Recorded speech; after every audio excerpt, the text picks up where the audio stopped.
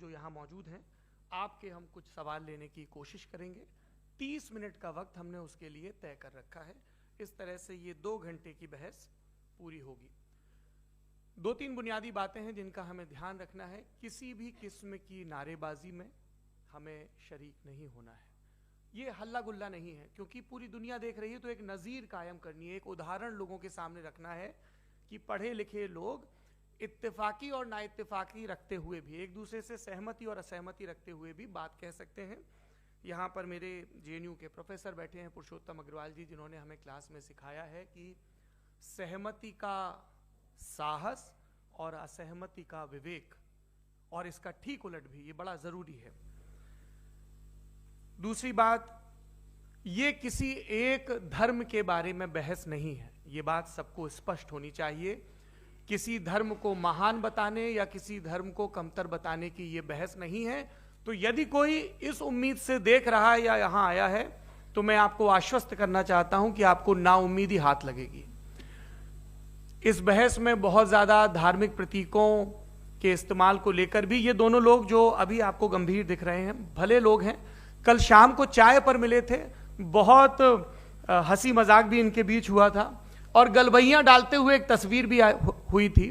ये इस बात का प्रमाण है कि इंटरनेट पर जो हल्ला मचा हुआ है उसके मुकाबले ये दोनों लोग बहुत ही अच्छे शांत ढंग से बहस के लिए राजी हो गए हैं।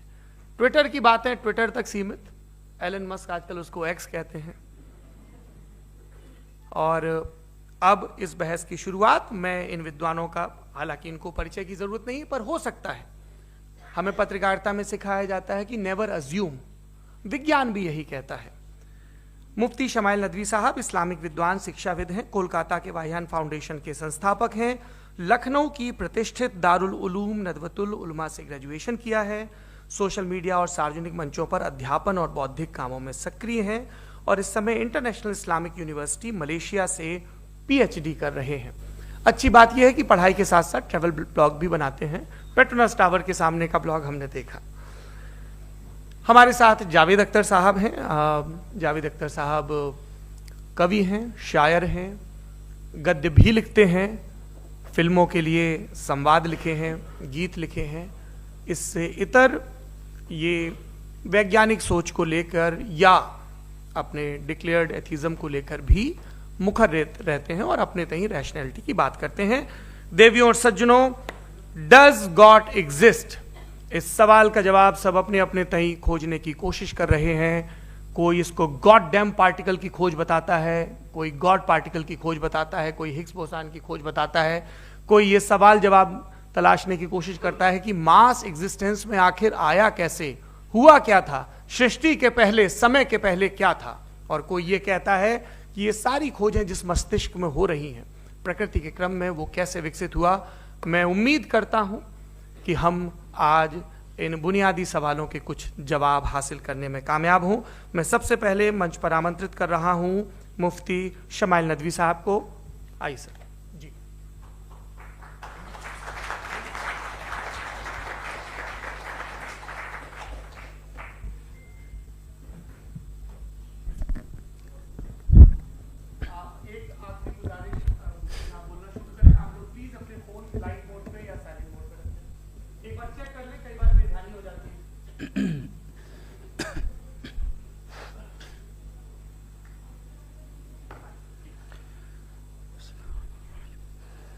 तमाम तारीफ़ें उस क्रिएटर के लिए जिसने इस यूनिवर्स को एक मकसद के तहत पैदा किया है। रिस्पेक्टेड जनाब जावेद अख्तर साहब, मिस्टर सौरभ द्विवेदी, और respected audience, thank you all for being here today. आज की डिबेट में चूंकि हम बात करने वाले हैं डज गॉड एग्जिस्ट के टॉपिक पर, तो ये एक ऐसा टॉपिक है जिसके मुताल्लिक कोई भी डिसीजन लेने के लिए अलग अलग स्टैंडर्ड्स हो सकते हैं। लिहाजा डिबेट के शुरू में यह ज़रूरी है कि हम ये जान लें कि आज के इस टॉपिक में कौन सा स्टैंडर्ड सही होगा और कौन सा गलत होगा। सबसे पहला स्टैंडर्ड जिसे मैं समझता हूं कि हमारे रिस्पेक्टेड जनाब जावेद अख्तर साहब बड़ी तेजी के साथ उसकी तरफ लपकेंगे, वो है साइंस। जबकि साइंस दर हकीकत खुदा के एग्जिस्टेंस को डायरेक्टली साबित करने या उसके एग्जिस्टेंस को डिनाई करने के लिए स्टैंडर्ड नहीं बन सकती। और उसकी वजह क्या है, ये मैं नहीं कह रहा, ये वो लोग कह रहे हैं जो साइंस के एक्सपर्ट्स हैं। नेशनल एकेडमी ऑफ साइंस कहती है science doesn't have the processes to prove और disprove the existence of God. Why? क्योंकि साइंस का ताल्लुक एम्पेरिकल एविडेंस से है और एम्पेरिकल एविडेंसेस का ताल्लुक हमारे नेचुरल और फिजिकल वर्ल्ड से है, जबकि गॉड नॉन फिजिकल और सुपर नेचुरल रियलिटी है। लिहाजा नॉन फिजिकल रियलिटी को आप उस टूल के साथ नहीं चेक कर सकते जिसका काम फिजिकल रियलिटी को तलाश करना है। लिहाजा आज इस डिबेट में गॉड की एग्जिस्टेंस को साबित करने या उसे डिनाई करने में साइंटिफिक एविडेंस को एक्सेप्ट नहीं किया जाएगा। दूसरा स्टैंडर्ड हो सकता है रेविलेशन, कि रेविलेशन के जरिए हम यह साबित करें कि गॉड एग्जिस्ट करता है या नहीं। लेकिन यह स्टैंडर्ड भी आज इररेलेवेंट है। क्यों?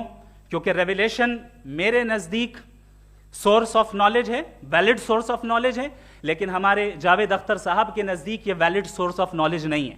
लिहाजा आज की डिबेट में मैं एक भी एविडेंस किसी भी मजहबी स्क्रिप्चर से नहीं दूंगा ताकि जावेद अख्तर साहब के लिए वो अनएक्सेप्टेबल ना हो। तीसरा जो मेयार हो सकता है वो है ऑब्जर्वेशन, कि भाई कोई कहे कि हमें खुदा दिखाओ, अगर है तो दिखाओ, या ये कि खुदा के एग्जिस्टेंस पर एम्पेरिकल एविडेंस दो, तो ये है दर हकीकत गलत टूल का इस्तेमाल करना। ये ऐसा ही है कि जावेद साहब मुझसे ये मुतालबा करें कि मुफ्ती साहब आप मेटल डिटेक्टर के जरिए प्लास्टिक डिटेक्ट करके दिखाएं। अब चूंकि प्लास्टिक डिटेक्ट नहीं हो पा रही है लिहाजा plastic does not exist. No, you are using the wrong tool. इस टूल से प्लास्टिक को डिटेक्ट नहीं किया जाता। लिहाजा मैं समझता हूं कि गॉड के एग्जिस्टेंस पर एम्पेरिकल एविडेंस का मुतालबा करना एक बचकाना मुतालबा है, और हमारे रिस्पेक्टेड जनाब जावेद अख्तर साहब इस स्टेज से अब बहुत आगे निकल चुके हैं। अब बचता है एक ही स्टैंडर्ड, और वो स्टैंडर्ड है अक्ल, लॉजिक, रीजनिंग। और यही वो स्टैंडर्ड है जिसके तहत गॉड की एग्जिस्टेंस को साबित किया जाएगा या गॉड की एग्जिस्टेंस को डिनाई किया जाएगा। लेकिन चूंकि ये बहुत इंपॉर्टेंट और सेंसिटिव टॉपिक है, इसलिए लॉजिकल आर्ग्यूमेंट भी ऐसा होना चाहिए जो डेफिनेटिव हो, इनडेफिनेटिव ना हो, जो 2 और 2 4 की तरह बिल्कुल वाजे हो, जिसे लॉजिकली रिजेक्ट करना पॉसिबल नहीं हो। फॉर एग्जाम्पल हम कहें हमारे रिस्पेक्टेड मिस्टर सौरभ साहब, ये एक इंसान है और तमाम इंसान कॉन्शियस बीइंग है, लिहाजा नतीजा क्या निकला, हमारे सौरभ साहब भी कॉन्शियस बीइंग है। क्या ये इनडेफिनेट आर्ग्यूमेंट है या डेफिनेट आर्ग्यूमेंट है? ये डेफिनेट आर्ग्यूमेंट है। ये 2 और 2 की तरह वाजे है, इसमें किसी तरह जो है लॉजिकली इसको रिजेक्ट नहीं किया जा सकता। तो अगर आज हमारे जावेद अख्तर साहब ऐसी कोई अकली दलील और लॉजिकल एविडेंस दें खुदा के ना होने पर जो डेफिनेट भी हो, तो मैं ये ऐलान करता हूं कि यकीनन मैं उस एविडेंस को कबूल करूंगा और उस पर गौर करूंगा। लेकिन साथ में यह भी ऐलान कर देता हूं प्रेडिक्शन के तौर पर कि ऐसा कोई डेफिनेट आर्ग्यूमेंट कोई नहीं पेश कर सकता। दलील हम देंगे और डेफिनेटिव दलील देंगे, लॉजिकल दलील देंगे, ऐसी दलील देंगे जो एंटायर एथिस्टिक वर्ल्ड उसे रेफ्यूट नहीं कर सकती। चलें अब हम एक एग्जाम्पल सोचते हैं, एक सिनेरियो, सिंपल सिनेरियो, तमाम ऑडियंस से गुजारिश है, हम और आप एक आइसोलेटेड आइलैंड पर हैं, ऐसा आइलैंड जहां पे हमसे पहले कोई कभी नहीं गया। चलते चलते आपके सामने अचानक आपने देखा एक पिंक कलर की बॉल पड़ी हुई है। सबसे पहला सवाल आपके जहन में क्या आएगा कि ये बॉल यहां क्यों आई, कैसे आई, ये पिंक कलर की ही क्यों है, कोई और कलर भी हो सकता था, ये इसी शेप में क्यों है, कोई और शेप भी हो सकता था। नेचुरली आप इस तरफ पहुंचेंगे कि कोई ना कोई है जिसने इन स्पेसिफिक प्रॉपर्टीज के साथ इस बॉल को बनाया है और यहां पे रखा है। चूंकि आप जानते हैं कि ये जो बॉल है इसका एग्जिस्ट करना जरूरी नहीं है, ये एग्जिस्ट कर भी सकती थी, नहीं भी कर सकती थी, और एग्जिस्ट करना ही था तो किसी और फॉर्म में करती, किसी और कलर में करती। अब आप इस बॉल को एक्सपैंड करते चले जाएं, एक्सपैंड करते चले जाएं, एक्सपैंड करते चले जाएं, यहां तक कि ये बॉल यूनिवर्स के साइज की हो जाए। बताइए कि क्या साइज के बढ़ जाने से सवाल बदल जाएगा? हरगिज नहीं बदलेगा। अभी भी सवाल रहेगा ये यूनिवर्स कहां से आया, इन स्पेसिफिक प्रॉपर्टीज के साथ कहां से आया, क्यों आया, किसने बनाया, यह सवाल उस वक्त भी वैलिड रहेगा। लेकिन यह सवाल अगर हम जनाब जावेद अख्तर साहब से करें तो चूंकि इनका वर्ल्ड व्यू एथिस्टिक है, और सिर्फ इनका नहीं, मतलब जितने भी एथिस्ट हैं और एथिस्टिक वर्ल्ड व्यू को रखने वाले से अगर आप ये सवाल करें कि ये यूनिवर्स कहां से आया, तो इनका जवाब या तो आर्ग्यूमेंट फ्रॉम इग्नोरेंस होगा या डॉगमेटिक होगा। या तो ये कहेंगे कि मुझे नहीं पता कि ये कहां से आया, लिहाजा गॉड डज नॉट एग्जिस्ट, ये आर्ग्यूमेंट फ्रॉम इग्नोरेंस है, या ये कहेंगे कि ये यूनिवर्स खुद ब खुद बन गया। इसका मतलब ये है कि उस बॉल को भी खुद ब खुद बन जाना चाहिए, लेकिन बॉल के ताल्लुक से ये एक्सप्लेनेशन एक्सेप्ट नहीं की जाएगी कि ये खुद ब खुद बन गई, लेकिन यूनिवर्स के ताल्लुक से कर दिया जाएगा। इसे हम दूसरे अल्फाज में डॉगमा भी कह सकते हैं। दूसरी चीज, हमारे जावेद अख्तर साहब जरूर गॉड ऑफ गैप्स की मिसाल भी जरूर देंगे, और मिसाल देंगे कि पहले जमाने में बिजलियां कड़कती थी तो लोगों ने किसी एक खुदा की तरफ, और बारिश होती थी तो दूसरे खुदा की तरफ मंसूब कर दिया, उनके पास दलील नहीं थी। यह हमारा वर्ल्ड व्यू है ही नहीं, यह हमारा वर्ल्ड व्यू है ही नहीं, क्योंकि नेचुरल फिनोमेना के प्रोसेस की इंटरप्रिटेशन को जान लेने से यह कहां से साबित हो गया कि गॉड एग्जिस्ट नहीं करता है। इस पर मैं इंशाअल्लाह अभी आगे बात करूंगा। आप हजरात ये भी देखेंगे, और मैं ये एक्सपेक्ट करता हूं कि हमारे रिस्पेक्टेड जनाब जावेद अख्तर साहब जरूर इमोशनल आर्ग्यूमेंट्स भी देंगे, जो कि एक लॉजिकल फेलेसी है जब बात आती है ट्रुथ को डिसाइड करने में। क्यों? मिसाल के तौर पर वो कहेंगे कि अगर गॉड है तो ईविल क्यों एग्जिस्ट करता है, जबकि मैं कहता हूं ईविल का एग्जिस्ट करना गॉड के एग्जिस्ट करने की दलील है, उसके खिलाफ नहीं है। चूंकि अगर गॉड है तो हम सब उसके सामने अकाउंटेबल हैं, और अगर हम अकाउंटेबल हैं तो अकाउंटेबिलिटी के लिए ईविल का मौजूद होना जरूरी है, उसके बगैर हम अकाउंटेबल नहीं हो सकते। और अगर हम अकाउंटेबल नहीं हैं तो हम जनाब जावेद अख्तर साहब से पूछेंगे कि आप बताएं कि फिर सफरिंग इस दुनिया में क्यों है? अगर खुदा नहीं है तो सफरिंग क्यों है? और उन लोगों के जज्बे का क्या जिनके अंदर सफरिंग के बाद इंतकाम लेने का जज्बा पाया जाता है और वो इस दुनिया से ऐसे ही चले गए, क्या उनकी सारी तकलीफें बेकार चली जाएंगी? अब आ जाएं उसी एग्जाम्पल की तरफ कि बॉल, मुझसे अगर कोई पूछे इस बॉल को किसने बनाया और या इस एक्सपेंडेड बॉल को किसने बनाया, मैं कहूंगा कि चूंकि ये यूनिवर्स और इस यूनिवर्स की तमाम चीजें कॉन्टिंजेंट हैं। कॉन्टिंजेंट होने का मतलब ये होता है कि जो अपने एग्जिस्टेंस पे किसी के ऊपर डिपेंड करती हो, तो जाहिर है ये यूनिवर्स कॉन्टिंजेंट है। और अगर कोई चीज कॉन्टिंजेंट नहीं है तो मैं रिक्वेस्ट करूंगा कि मुझे दिखा दें कि कौन सी चीज यूनिवर्स में कॉन्टिंजेंट नहीं है, हम भी जरा गौर कर लें और हम भी देख लें। और जब कॉन्टिंजेंट चीजें मौजूद हैं तो फिलोसोफर्स की इस्तिलाह के मुताबिक, हम उस टर्मिनोलॉजी के मुताबिक हम उस जगह तक पहुंचते हैं और उस हस्ती तक पहुंचते हैं जिसे नेसेसरी बीइंग कहा जाता है, कि ये वो नेसेसरी बीइंग है जिसका मौजूद ना होना नामुमकिन हो। क्योंकि अगर ये मौजूद ना हो तो सारी चीजें एग्जिस्टेंस में आएंगी ही नहीं, और ये सारी कॉन्टिंजेंट चीजें उसी के ऊपर डिपेंड करती हैं। अब अगर आप ये सवाल करते हैं कि फिर उस हस्ती को किसने बनाया, फिर उसका कॉज क्या है, फिर उसका कॉज क्या है, फिर उसका कॉज क्या है, और एंडलेसली चले जाएं, इसे हम कहते हैं इन्फिनिट रीग्रेस ऑफ कॉजेस, जो कि लॉजिकल फेलेसी है। कॉन्सेप्चुअली इंफिनिटी पॉसिबल है। मिसाल के तौर पे न्यूमेरिकल्स 1 2 3 गिनते चले जाएं, इन्फिनिट नंबर्स हैं। मैं कॉन्सेप्चुअली बात नहीं कर रहा, प्रैक्टिकली रियलिटी में साबित करके दिखाएं कि infinite regress of causes possible हैं या नहीं। अगर पॉसिबल हैं तो हम मान लेंगे, मिसाल दे दें, और पॉसिबल नहीं है तो एक ही ऑप्शन बचता है जिसे हम कहते हैं नेसेसरी बीइंग। ऐसी नेसेसरी बीइंग जो इंडिपेंडेंट है, क्योंकि अगर वो डिपेंडेंट हुई तो वो नेसेसरी नहीं रहेगी। ऐसी इंडिपेंडेंट बीइंग जो इटर्नल है, अगर वो इटर्नल नहीं होगी, उसकी बिगिनिंग होगी तो वो खुद कॉन्टिंजेंट है। ऐसी बीइंग जो पावरफुल है, क्योंकि कॉन्टिंजेंट को एक्चुअलाइज करने के लिए पावर चाहिए। ऐसी बीइंग जो इंटेलिजेंट है और नॉलेजेबल है, क्योंकि ये यूनिवर्स स्पेसिफिक फॉर्म और स्पेसिफिक लॉज ऑफ नेचर के तहत प्रिसाइजली चल रहा है। थैंक यू मुफ्ती साहब। मैं इन दलीलों के बाद जावेद अख्तर साहब से गुजारिश करूंगा, आप बैठ के बोलना चाहेंगे या वहां? जी।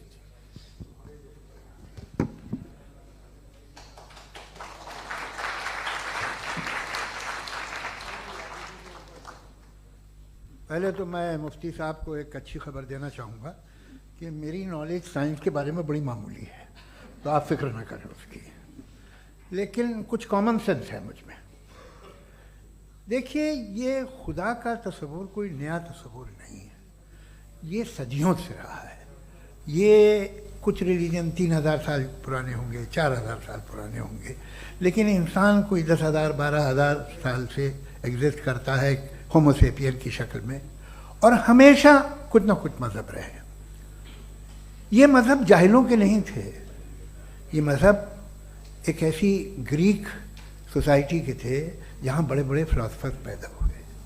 ये मज़हब इजिप्शियंस के थे जिन्होंने पिरामिड्स बनाए थे। ये रोमन्स के थे कि जिनका आर्किटेक्चर और सेनेट यानी पहली बुनियाद डेमोक्रेसी की लिमिटेड थी मगर डेमोक्रेसी थी, ये उन लोगों ने किए थे। तो इनका जो जुपिटर था, रा था, ज़्यूस था, उन्हें उस पर इतना ही एतमाद था जितना आज किसी मजहबी आदमी को अपने खुदा पे होगा।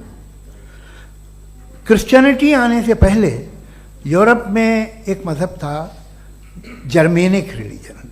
उसका एक खुदा था, उसकी एक बीवी थी, उसके 2 बेटे थे, एक बेटी थी। फिर जर्मनी में जब यूरोप में क्रिश्चियनिटी आई तो वो खुदा, उसकी बीवी और पूरे ख़ानदान चला गया। तो हमने अगर हम हिस्ट्री देखें तो खुदा जो हैं वो ज़्यादातर फ़नी है, वो हमेशा रहे नहीं। और वो जो लोग इन्हें मानते थे उनको आप कहें वो तो जाहिल थे, उन्हें तो कुछ पता ही नहीं था, ऐसा नहीं है। वो अपने वक्त में बड़े काबिल लोग थे और अपने वक्त में उन्होंने बड़े बड़े काम किए हैं, फिलोसफर्स थे, साइंटिस्ट थे। लेकिन उनका मज़हब कहाँ गया, उनके खुदा कहाँ गए? आज जो खुदा हैं दुनिया में लोग उन्हें मानते हैं। आपको क्या मालूम कि कितने बरसों के बाद क्या होने वाला है? हम यूरोप में देखते हैं तो चर्च खाली हैं। तो वक्त के साथ चीज़ें बदलती हैं। जहाँ तक इसका ताल्लुक़ है मज़हबों का, हर मज़हब आपसे एक चीज़ मांगता है, फेथ। ये फेथ क्या चीज़ होती है? What is the difference between faith and belief? ये तो बहुत ही अहमखाना बात होगी कि कोई आदमी कहे साहब अगर खुदा है तो मुझे दिखाइए। ये तो जाहिलाना बात हुई। मैंने तो नॉर्थ पोल नहीं देखा है मगर मैं मानता हूँ कि नॉर्थ पोल है। मैं क्यों मानता हूँ? इसलिए कि अगर ये दुनिया राउंड है तो उसका कोई टॉप होगा। कुछ लोग हैं जो वहाँ गए भी हैं, कॉमन सेंस कहता है कि ऐसा होगा, सबूत है, गवाह है, रीज़न है। तो ये मेरा फेथ नहीं है। तो फेथ में और बिलीफ में डिफरेंस क्या है? जो मजहब मांगता है आपसे, हर मजहब फेथ मांगता है।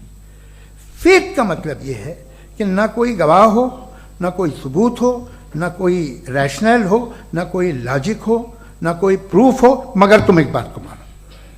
ये है फेथ। वरना बिलीफ होता। अगर इसमें कुछ भी सबूत होते, गवाह होते, तो फिर इसे आप बिलीफ कहते। जैसे मेरा बिलीफ है कि नॉर्थ पोल है, मेरा फेथ थोड़ी है। फेथ इन तमाम शर्तों को रद्द करता है। तो फिर स्टुपिडिटी क्या है? अगर मैं एक बात ऐसी मानूं जिसकी ना कोई लॉजिक है, ना कोई रैशनल है, ना कोई प्रूफ है, ना कोई गवाह है, ना कोई सबूत है, और मैं उसे मानूं, तो ये स्टुपिडिटी हुई। इसे ही भाई कल को मैं यकीन कर लूं कि एलॉन मस्क जो है मेरा भाई है, तो मुझे इंतहाई खुशी होगी, सुकून भी बहुत मिलेगा मुझे। लेकिन और कहे भाई क्यों मानते हो, क्या सबूत है भाई, वो तो अमेरिकन है और तुम तो इंडियन हो, वो तो नस्ल अलग है, तुम्हें कभी मिले भी नहीं। साहब देखिए मेरा फेथ है, इस पर बात न किया। फेथ का मतलब ही यह है कि आप प्रूव नहीं कर सकते। अगर आप प्रूव कर सकते हो तो फेथ की जरूरत ही नहीं, फिर तो आप बात करेंगे, आप कितनी बहस कर लीजिए। अल्टीमेटली दुनिया का हर मजहब फेथ पे टिका है, और फेथ का मतलब है एक ऐसा यकीन जिसका कोई सबूत, कोई गवाह, कोई रैशनल नहीं। अब आप ये कहें, क्या आप ये क्यों कह रहे हैं कि साहब ये कायनात किसने बनाई? कमाल ये है कि आपने बताया कि एक आइलैंड पे गए और एक बॉल देखी। आपने ये नहीं कहा कि आइलैंड किसने बनाया, आपको सिर्फ बॉल पे हैरत हुई। हमने आइलैंड पे हमने हैरत नहीं की, होते हैं आइलैंड। इसी तरह ये आइलैंड है, सितारे, ये गैलेक्सीज, ये सब आइलैंड हैं, खला में। हम उन्हें टेकन फॉर ग्रांटेड लेते हैं, हम पूछते नहीं किसने बनाए। आपने जजीरे के बारे में भी नहीं पूछा है। मेरी पैदाइश कैसे हुई? क्या मैं प्लान पैदा हुआ था? I was plan to be born. या एक लकी स्पर्म था जो किसी एक से चिपक गया। मेरी पैदाइश रैंडम। और इंसाफ जिसे आप कहते हैं, इंसाफ का तो नेचर से कोई वास्ता ही नहीं है। जो आप कहते हैं कि एक दिन इंसाफ मिलेगा, इंसाफ is a human concept.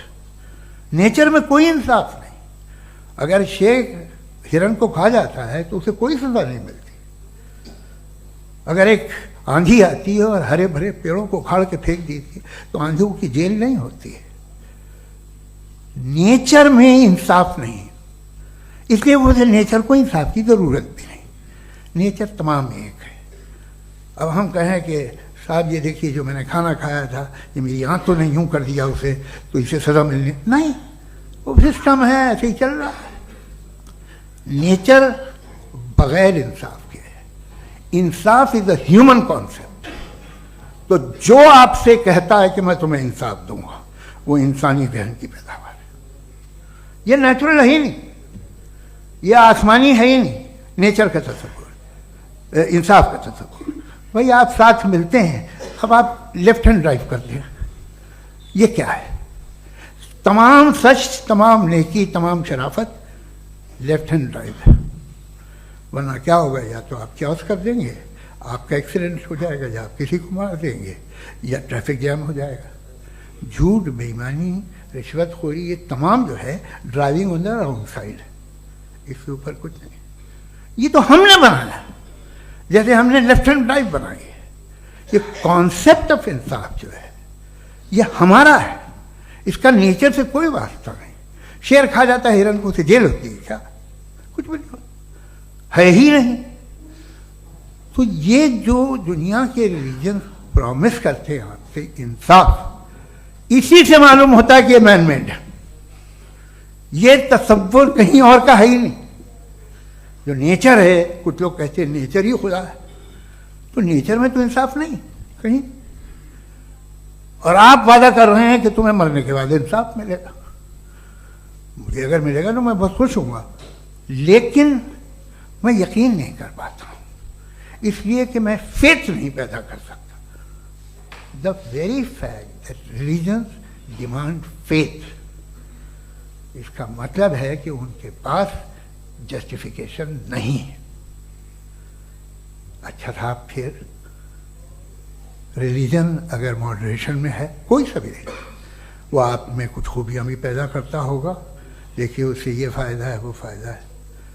Alcohol जो है वो ज़्यादातर दवाओं में यूज़ होती है, और एक सर्वे किया गया था अमेरिका में कि लॉन्जेटिविटी किन लोगों की है। तो एक तरफ वो लोग थे जो शराब पीते ही नहीं थे, और एक तरफ वो थे जो एक बोतल शराब रोज पीते थे। सबसे ज़्यादा लंबी उम्र उनकी है जो 2 पैक नाप के शराब पीते हैं और खाना खाते हैं। मगर हम शराब को बुरा समझते हैं, मैं भी बुरा समझता हूँ। क्यों? ऐसा होता नहीं। कुछ चीज़ों में आदत होती है जो बढ़ती है। आज तक में एक आदमी दूध पीता है, आप 10 साल बाद भी मिलेंगे तो एक ही गिलास पीता होगा। ऐसा नहीं होता, सुबह से दूध पीता रहता है। मिल्कोहलिक मैंने नहीं देखे, अल्कोहलिक होते हैं। ये टेंडेंसी है मजहब की कि वो बढ़ता है, जैसे कैंसर बढ़ता है, जैसे शराब बढ़ती है।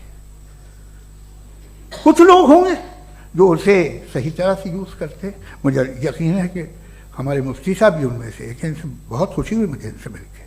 लेकिन कितने लोग हैं कि आज आप देखते हैं दुनिया में जो तबाहियाँ हैं, इनमें कितना हाथ है उन लोगों का जो बिलीवर कहते था मजहब ये नहीं कहता, ना कहता होगा, मगर जब ये मजहब पीते हैं तो ऐसे बिहेव करते हैं। थोड़ा सा अगर हो तो शायद बहुत अच्छी बात, लेकिन शराब थोड़ी सी नहीं रहती, उसमें टेंडेंसी है पहले। थोड़ा सा अगर 2-3 कैंसर के सेल हो ना बॉडी में तो आदमी स्लिम रहेगा, लेकिन वो 2-3 सेल नहीं रहते, वो मल्टीप्लाई होते हैं। जावेद साहब टाइम पूरा हो गया। टाइम हो गया, तो बस बात खत्म हो गई। अच्छा, मुझे कुछ और कहने को था भी नहीं। जी, मैं पहले जवाबी दौर के लिए इनवाइट कर रहा हूं मुफ्ती साहब को। Your rebuttal round 1, you have 7 minutes.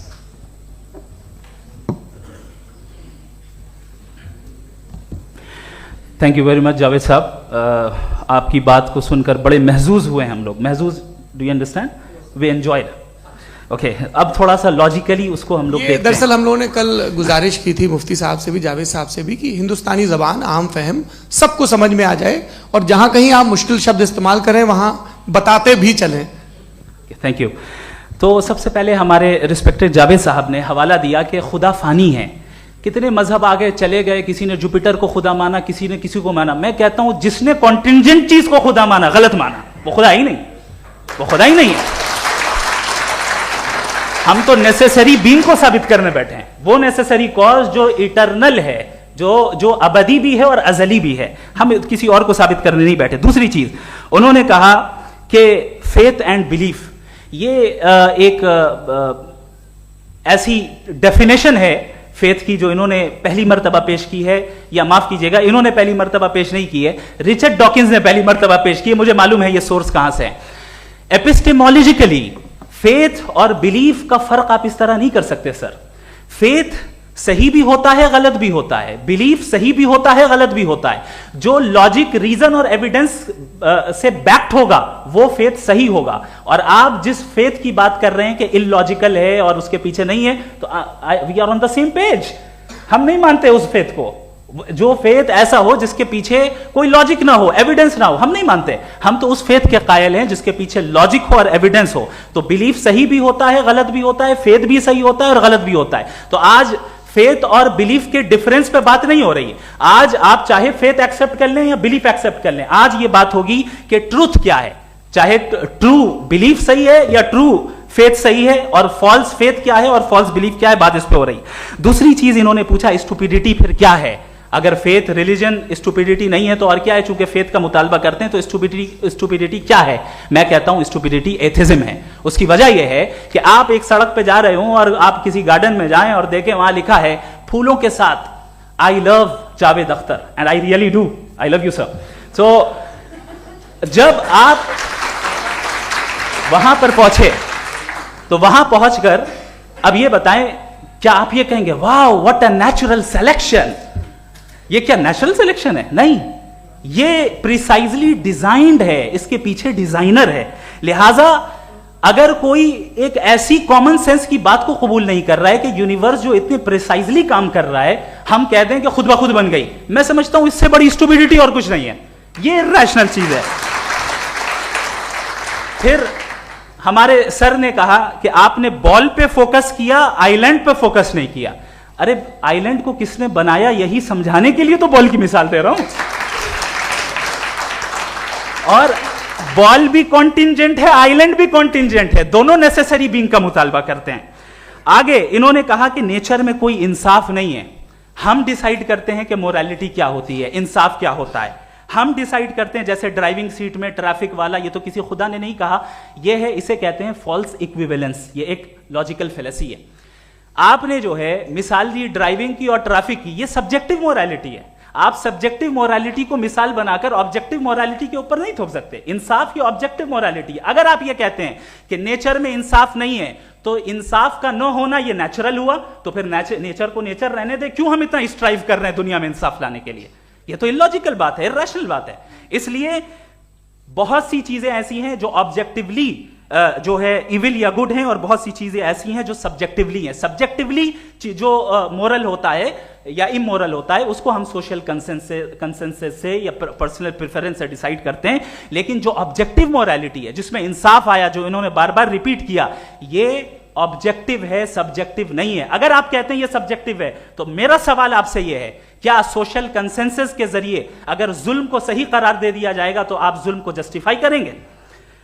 दूसरी चीज इन्होंने यह कहा कि 2 पैक शराब पी लें तो वो उतने पे नहीं रहता, बढ़ जाता है। यही मामला मजहब के साथ है। 2 पैक आप पी लें, बढ़ेगा। तो ये एक ऐसी मिसाल है, इसको कहीं भी फिट कर लें कि आप एथिज्म पे जब फिट करें, जब आप 2 पैक एथिज्म का लेंगे ना, तो वो बढ़ बढ़ के नॉर्थ कोरिया बनेगा। Thank you.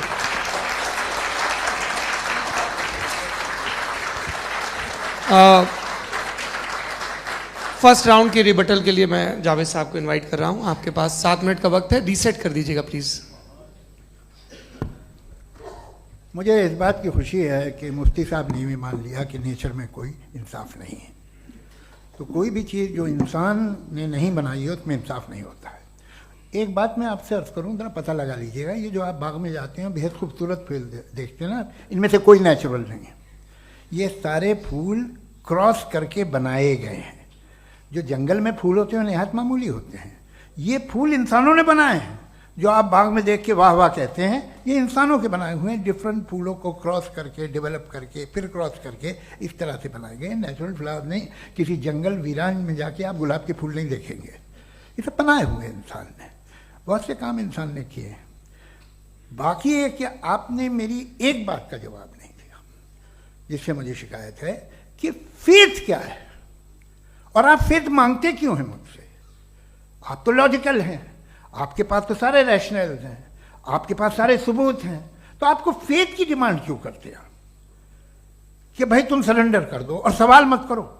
कोई मजहब सारे सवाल करने की इजाजत नहीं देता है और मना करता है कि ज़्यादा सवाल ना करो, बह जाओगे तुम। आप क्यों रोकते हैं? हकीकत यह है कि इंसानी तारीख क्या है। इंसानी तारीख ये है कि दुनिया में दो तरह के लोग हुए। एक वो जिन्होंने अपनी लाइल्मी की परस्तिश की है, दूसरे वो जिन्होंने अपनी इग्नोरेंस या लाइल्मी से झगड़ा किया है और मालूम किया है कि क्या है। ये जो आप कह रहे हैं, आज आप हैरान हैं कि भाई ये यूनिवर्स कैसे बनी। लोग हैरान थे कि सूरज डूबता है तो इधर से कैसे निकलता। और आप एक कदम जाके हमेशा का मानने को तैयार है, एक कदम पीछे ही मान जाइए।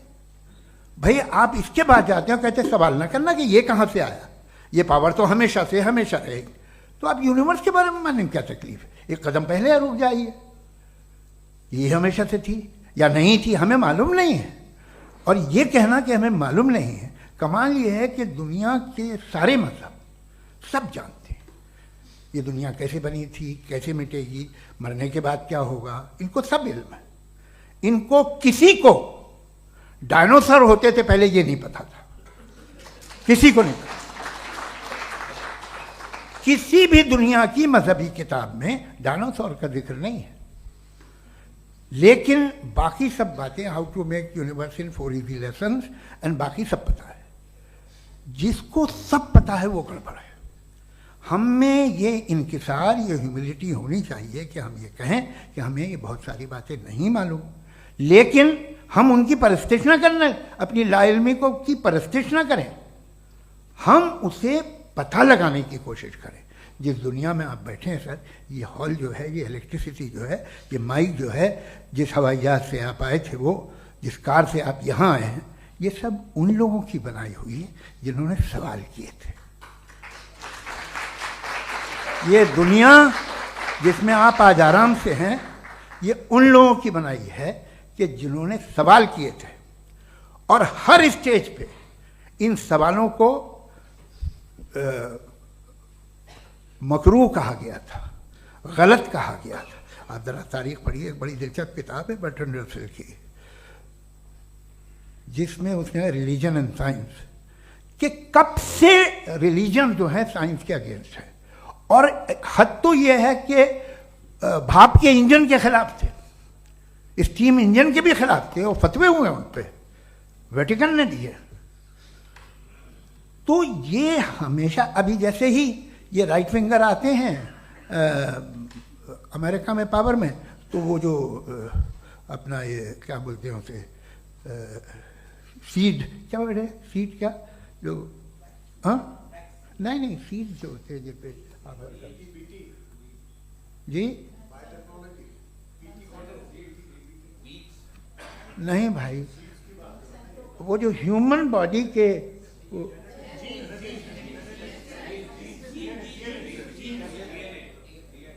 उस पर रिसर्च बंद हो जाती है, रिपब्लिकन नहीं करने देते। अरे भाई इतना डर क्या है तुम्हें? एक ज़माने में बहुत नाराज थे ये सारे मजहबी लोग कि ये इंसान तो इंसान बनाने की कोशिश कर रहा है। आपको क्या तकलीफ भाई, बना ले तो बना लेने दो, ये खौफ क्या है?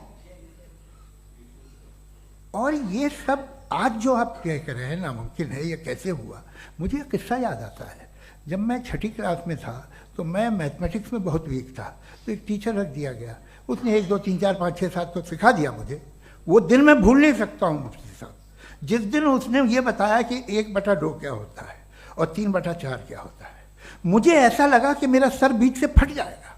ये आदमी कह रहा है कि जो दीवार के अंदर जाओ वॉक करते हुए। आज हंसता हूं मैं इस बात पे। तो आज जो बातें आपके जहन से बिल्कुल परे हैं और आप हैरान होते हो उन्हें देख के, एक वक्त आएगा कि मामूली लगेंगे। और हुआ है, आपकी इंसानी तारीख ही है। इतनी जल्दी सारे फैसले आप मत कर लीजिए, थोड़ा ये ह्यूमिलिटी रखिए कि भाई ये हमें नहीं मालूम। ये कहने में क्या आ रहा है? ये यूनिवर्स कहाँ तक फैली, ये कब से है और कब तक रहेगी, हमें नहीं मालूम। आपने फैसला कर लिया कब बनी। ये आपके हिसाब से कोई 14 बिलियन ईयर बनी जो समझा जाता है। उससे पहले हजारों करोड़ों अरबों साल तक खुदा बैठा क्या कर रहा था? खामोश बैठा था, ऐसी जमाइयाँ ले रहा था। फिर उसे आइडिया है, यार एक काम करते, वक्त अच्छा गुजर जाएगा, यूनिवर्स पर आपसे सोचिए। वो तो हमेशा से है ना, मगर यूनिवर्स हमेशा से नहीं है, ये तो बनाई गई है। और उससे पहले क्या था, इनका क्या काम था? कैसी बात है, ये बड़ा आसान है। जो बात हमें आज धीरे धीरे पता चली है, बरसों 2000 और 2500 साल पहले आपको किसी ने बता दिया कि क्या था, आप मान गए और तब से वही मान रहे हैं जो 2500 साल पहले कहा गया था। सब कुछ बदल गया है, सॉल्व हो रही हैं चीज़ें। अभी साइंस बिल्कुल दावा नहीं करती, या कोई फिलोसफर ये दावा नहीं करता कि हमें सब मालूम, बल्कि वो कहता है कि हमें जितना मालूम होता है उससे ये मालूम होता है कि हमें कितना कम मालूम। तो हम अपनी जहालत से लड़ें, उसकी परस्तिश ना करें। जी, टाइम है। Thank you so much. मैं तर्कों की श्रृंखला में राउंड 2 के लिए मुफ्ती साहब को आमंत्रित कर रहा हूं। आपके पास एक बार फिर से 7 मिनट का वक्त है। शुक्रिया। जनाब जावेद अख्तर साहब कई मर्तबा दोहरा रहे हैं कि फेथ का मतलब बताइए, फेथ का मतलब बताइए। मैंने बता दिया, फेथ सही भी होता है, गलत भी होता है। और आज हम फेथ पे बात नहीं कर रहे, हम ट्रुथ और डज गॉड एग्जिस्ट पे बात कर रहे हैं। क्या डज गॉड एग्जिस्ट, ये ट्रुथ यानी गॉड है या नहीं है, इसमें से दोनों ट्रुथ क्या है। अब आप उसे फेथ कह लें, बिलीफ कह लें, नॉट माई बिजनेस। उसके बाद आपने कहा कि भाई सवाल करने से मजहब रोकता है। मैं कहता हूं जो रोकता है वो रोकता होगा, मैं नहीं रोकता, बल्कि सवाल करें, सवाल करना चाहिए। सवाल कर करके तो हम आगे बढ़ते हैं, तरक्की करते हैं, और इसीलिए मैं आज यहां पे आया हूं। लेकिन सवाल सिर्फ खुदा से नहीं होगा, आपसे भी होगा। सवाल एथिज्म से भी होगा, सवाल सिर्फ मजहब से नहीं होगा, सबसे होगा। और आज मैं सवाल करूंगा और उम्मीद है कि आप जवाब देंगे। अभी तक आपने वैसे कॉन्टिंजेंसी आर्ग्यूमेंट का कोई जवाब नहीं दिया। चलें, आपने कहा यूनिवर्स के बारे में इटर्नल क्यों नहीं बोल देते। ये चूंकि लॉजिकली पॉसिबल ही नहीं है कि यूनिवर्स इटर्नल हो। यूनिवर्स एक कॉन्टिंजेंट चीज है जो टाइम एंड स्पेस के पाबंद है, टाइम एंड स्पेस से बाउंड है। जो टाइम एंड स्पेस से बाउंड होगा वो कॉन्टिंजेंट होगा, जो कॉन्टिंजेंट होगा वो उसकी बिगिनिंग हुई होगी, जिसकी बिगिनिंग हुई होगी वो इटर्नल नहीं हो सकता। ये तो कॉमन सी बात है। आपने कहा कि किसी मजहबी किताब में डायनासोर का जिक्र नहीं है। अफसोस कि आज तक किसी मैथमेटिक्स के किताब में मुझे डायनासोर का जिक्र नहीं मिला। तो इसका मतलब मैथमेटिक्स की किताब बेकार है? नहीं, उसका वो टॉपिक नहीं है। रेवलेशन का और मजहबी किताबों का टॉपिक ये नहीं है कि आपको आके बताए साइकिल कैसे बनाते हैं, या आकर ये बताएं कि जो है डायनासोर कब था। वो तो मोरालिटी सिखाने आया है, गॉड के बारे में बताने आया, नॉन फिजिकल रियलिटी की हकीकत को सिखाने के लिए आया। रिलीजियन साइंस को रोकता है? नहीं रोकता। अगर रोकता है तो गलत करता है। रिलीजियन साइंटिज्म को रोकता है, जिसमें हमारे जावेद साहब मुब्तला है। साइंस और साइंटिज्म में फर्क है। साइंटिज्म यह है कि आप समझें कि साइंस और साइंटिफिक मेथोडोलॉजी ये नॉलेज को हासिल करने का वाहिद सोर्स ऑफ नॉलेज है। यह है साइंटिज्म। हम इसे रिजेक्ट करते हैं। हम साइंस को तो तरक्की करते हैं, भाई आप हमारी पूरी तारीख कर लें, पढ़ लें तो आपको पता चल जाएगा। बहरहाल ये अलग टॉपिक है। उसके बाद इन्होंने एक लफ्ज कहा, वेटिकन ने फतवा दिया। वेटिकन का फतवे से कोई ताल्लुक नहीं है, दोनों कॉन्ट्राडिक्टरी अल्फाज हैं। उसके बाद उन्होंने कहा कि भाई हमें नहीं मालूम। अगर नहीं मालूम तो क्लियरली कह देना कि नहीं मालूम है, इसमें क्या हरज है। तो वही तो मैं कह रहा हूं ना कि आप कह दें कि नहीं मालूम, लेकिन क्लेम क्यों कर रहे हैं कि गॉड एग्जिस्ट नहीं कर रहा है। आप कह दें नहीं मालूम है, हो सकता है हो सकता ना हो, लेकिन आप क्लेम कर रहे हैं। द मोमेंट यू से God does not exist. This is a claim. And now the burden of proof is upon you too. जैसे हमारे ऊपर है. और क्यों है मैं बताता हूं. क्यों है ये भी मैं बताता हूं. Philosophically जो क्लेम होता है ना, सिर्फ ये नहीं होता कि इंसान कहे पॉजिटिव क्लेम करे और नेगेटिव क्लेम करे तो बर्डन ऑफ प्रूफ नहीं है. आप मिसाल के तौर पे मैं कहूं कि फुला उस कमरे में कोई नहीं है, मैंने एक नॉलेज का क्लेम किया है. उस कमरे में कोई नहीं है, मैंने एक नॉलेज का क्लेम किया. या तो मैं कहूं मुझे नहीं पता, हो भी सकता है नहीं भी हो सकता है, this is not a claim. लेकिन जब मैं कह रहा हूं कि वहां कोई नहीं है या मैं कह रहा हूं वहां कोई है, दोनों क्लेम है और दोनों के ऊपर बर्डन ऑफ प्रूफ है. हमारे ऊपर भी बर्डन ऑफ प्रूफ है. मैंने कंटिजेंसी आर्ग्यूमेंट दिया, इसे तोड़कर दिखाइए. आखिरी चीज, इन्होंने कहा कि खुदा दुनिया बनाने से पहले 150 साल पहले या करोड़ों साल पहले क्या कर रहा था. अरे हजरत, चलें, बहरहाल मैं जवाब दे देता हूं. आप हमारे रिस्पेक्टेड पर्सनालिटी हैं, अगर आप नहीं होते तो मैं ऐसे एंटरटेन ही नहीं करता.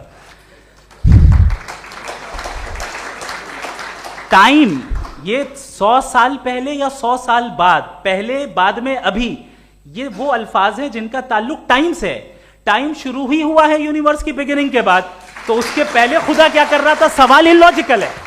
ये फेलेसी है. यानी आप ये कह रहे हैं कि यूनिवर्स के बनने से पहले खुदा क्या कर रहा था. टाइम के बनने से पहले, पहले का ताल्लुक टाइम से, टाइम उस वक्त था ही नहीं, तो ये सवाल ही इनवैलिड है खुदा के ताल्लुक से. दूसरी चीज, आर्ग्यूमेंट ऑफ कंटिजेंसी जो मैंने आपके सामने पेश की है, आपने बार बार ये प्रूफ किया और ये कह रहे हैं कि गॉड ऑफ गैप्स. देखिए, पहले नहीं मालूम था, साइंस ने कर दिया. सिंपल्स की मिसाल से मैं समझा देता हूं. जिस गैप्स की आप बात कर रहे हैं ना, साइंस उन गैप्स को जिन चीज के जरिए भी प्रूव करेगा वो कॉन्टिंजेंट ही होगा. अब चाहे वो फोर्स हो, मैटर हो या एनर्जी हो. लिहाजा सवाल हमारा उस वक्त भी वैलिड होगा जब तक कि आप नेसेसरी बीइंग पे ना आ जाएं. और इन्फिनिट रिग्रेस पॉसिबल नहीं है of causes in practical world, तो जाहिर है कहीं रुकना पड़ेगा. जहां रुकेंगे वही खुदा है. दूसरी चीज, आपने ये क्या कह रहा था मैं, किस पॉइंट को? What? Oh no, after that. Just now. हाँ, जहां रुकेंगे वही खुदा है. बहरहाल, तो टाइम का जिक्र हो गया. गॉड ऑफ गैप, सॉरी, या इसकी एक मिसाल आप ले लें. एक कार है, एक साहब ने देखा कि भाई कार जो है उसके व्हील्स कितने अच्छे लगे हुए हैं सही जगह पे, स्टीयरिंग जो है कितने अच्छे जगह पे लगी हुई, और सीट्स कितने वेल डिजाइंड है, कितनी प्रिसाइजली ये कार काम कर रही है. तो जरूर कोई ना कोई इसे क्रिएट किया है, किसी ने क्रिएट किया है. अब जावेद साहब आए और कहे, अरे जनाब बोनेट खोलिए, इसमें इंजन है, इंजन इस कार को चला रहा है, hence prove no one has created the car. This is illogical, this is irrational. आपने इंजन के जरिए उस गैप को तो साबित किया, लेकिन क्या उससे कार की जो क्रिएशन है और उसका जो क्रिएटर है ये इम्पॉसिबल हो जाए? ऐसा पॉसिबल है? उसका सवाल खत्म हो जाए, ऐसा पॉसिबल है? नहीं. आपने गैप्स को फिल करके, कॉन्टिंजेंट चीजों से गैप्स को फिल करके हमारे ऑब्जर्वेशन को और ब्रॉड कर दिया. अब हमें और पता चल गया कि ये जो कार है इसका सिस्टम कितना ज्यादा कॉम्प्लेक्स है. पहले कम समझते थे, अब कॉम्प्लेक्सिटी और ज्यादा वाजे हो गई. अब हमें समझ में आ रहा है कि हमारी सर्टेनिटी और बढ़ गई कि जरूर इस कार को किसी ना किसी ने बनाया. यही मामला यूनिवर्स का है. साइंस हमेशा फिजिकल वर्ल्ड की चीजों को ही फिल करती जाएगी और फिजिकल चीजों से ही करती जाएगी, चूंकि एम्पेरिकल एविडेंस का ताल्लुक फिजिकल वर्ल्ड से है. आप साइंस के जरिए मेटाफिजिकल रियलिटी को कभी साबित नहीं कर सकते. ये रॉन्ग टूल का इस्तेमाल करना है. ये वही काम है कि आप मेटल डिटेक्टर से प्लास्टिक डिटेक्टर करने चलें, जो कि जाहिर है सही नहीं है. Thank you.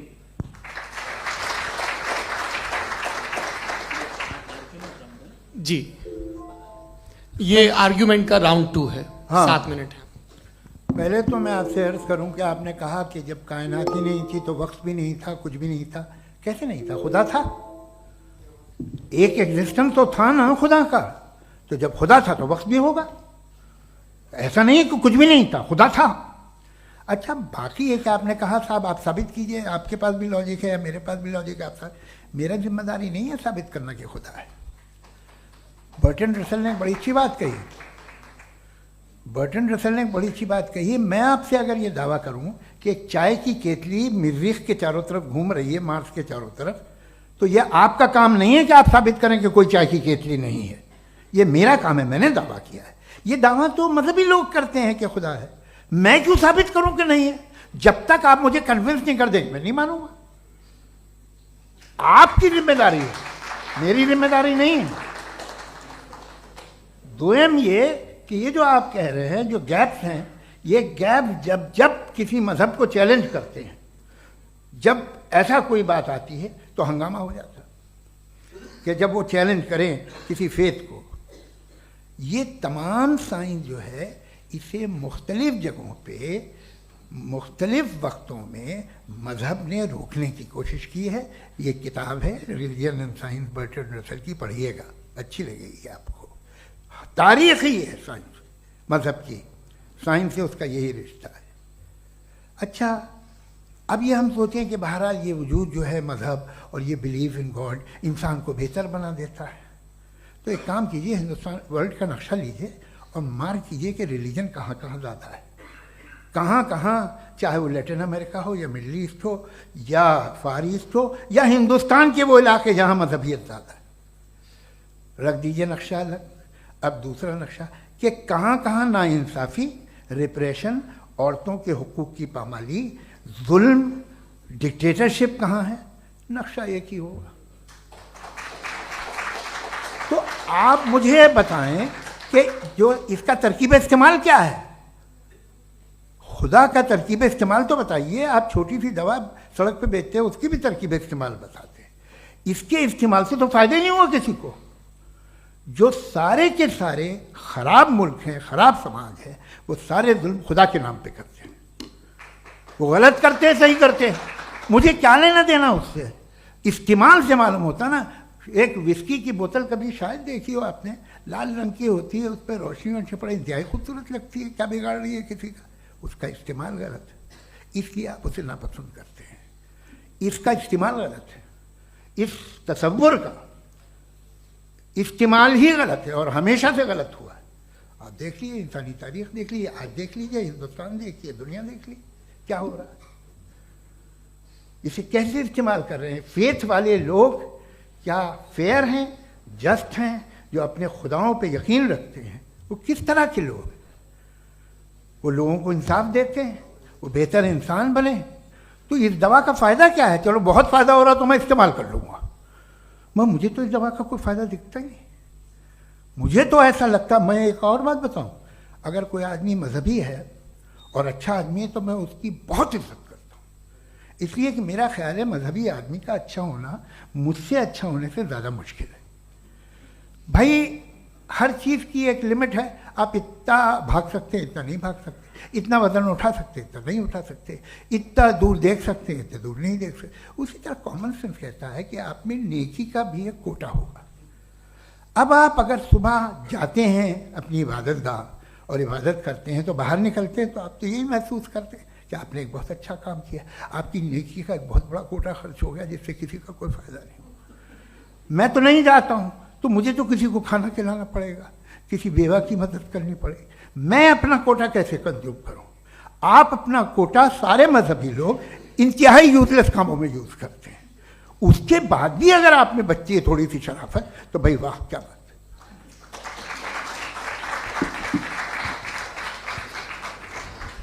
एक तो मुझे ये बात बहुत अच्छी लग रही है कि दोनों ही विद्वान समय को मानते हैं और बहुत समय से अपनी दलीलें और बाज़ दफ़ा समय से पहले अपनी तकरीरें पूरी करके अपनी अपनी कुर्सी पर बैठ रहे हैं। ये इस आर्ग्यूमेंट का राउंड 2 पूरा हुआ। अब रिबटल का राउंड 2 है और उसके बाद क्रॉस एग्जामिनेशन होगा। नहीं, आपका आर्ग्यूमेंट हो गया सर। हमारे यहाँ स्कूल के सिलेबस में पंच परमेश्वर कहानी पढ़ाई जाती है, प्रेमचंद जी की लिखी हुई। आप निश्चिंत रहिए, आपके कोई राउंड में मिस नहीं होने दूंगा। रिबटल का राउंड 2 मुफ्ती शमाइल नदवी साहब।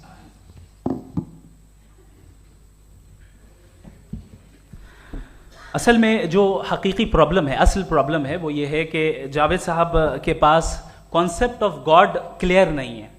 इन्होंने कहा कि कायनात से पहले खुदा तो था, तब भी तो टाइम होगा। ये टाइम कायनात का हिस्सा है।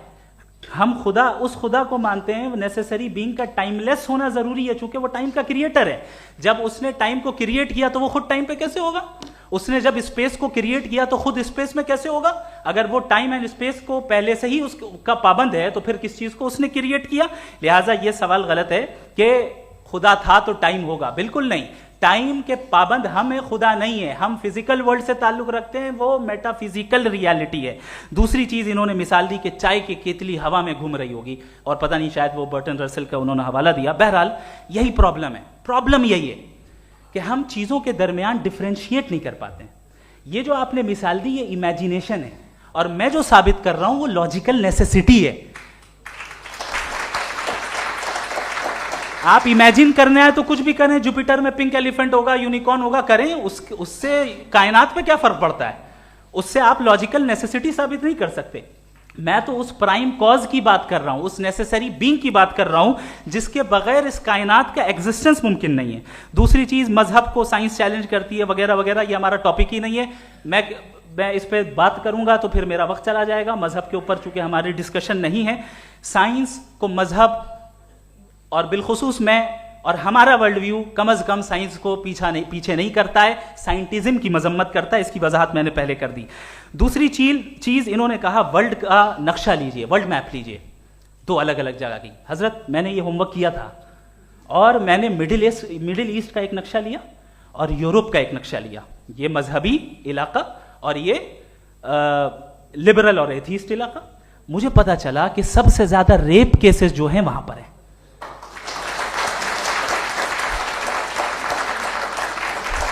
मुझे ये पता चला यूएन की रिपोर्ट के मुताबिक, मैं ये अपने घर से नहीं लेके आ रहा, कि जो वर्किंग वुमेन है यूरोपियन कंट्रीज में, उसमें 81% वुमेन सेक्सुअल हैरेसमेंट का वर्क में शुमार हो रही है। ये मिडिल ईस्ट में नहीं हो रहा है, वो मजहबी लोग हैं इसलिए नहीं हो रहा है। दूसरी चीज, आपने ये कहा कि मजहबी आदमी का अच्छा होना हमारे अच्छे होने से बहुत मुश्किल है, बहुत मुश्किल है। तो इसका मतलब यह है कि गॉड के अलावा आपके पास अच्छे और बुरे का कोई स्टैंडर्ड है। मैं चाहूंगा कि कन्वर्सेशनल स्टाइल वाली डिस्कशन और सेगमेंट पे इसी पे बात कर लेते हैं। Thank you very much.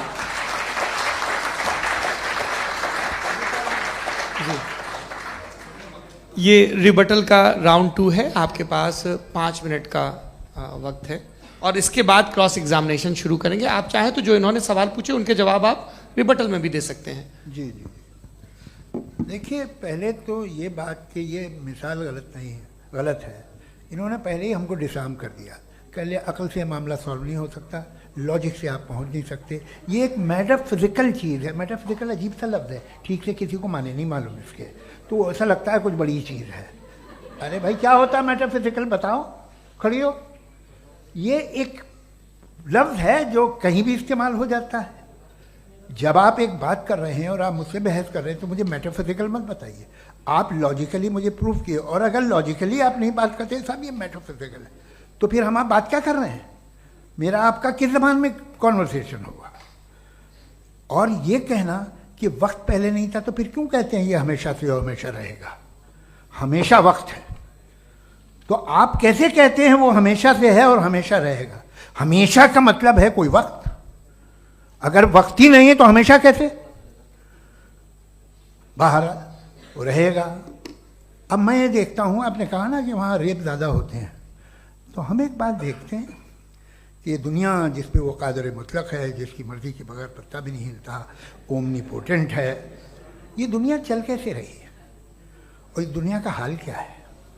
45,000 बच्चे जो 10 साल की उम्र से कम थे वो गाजा में मरे।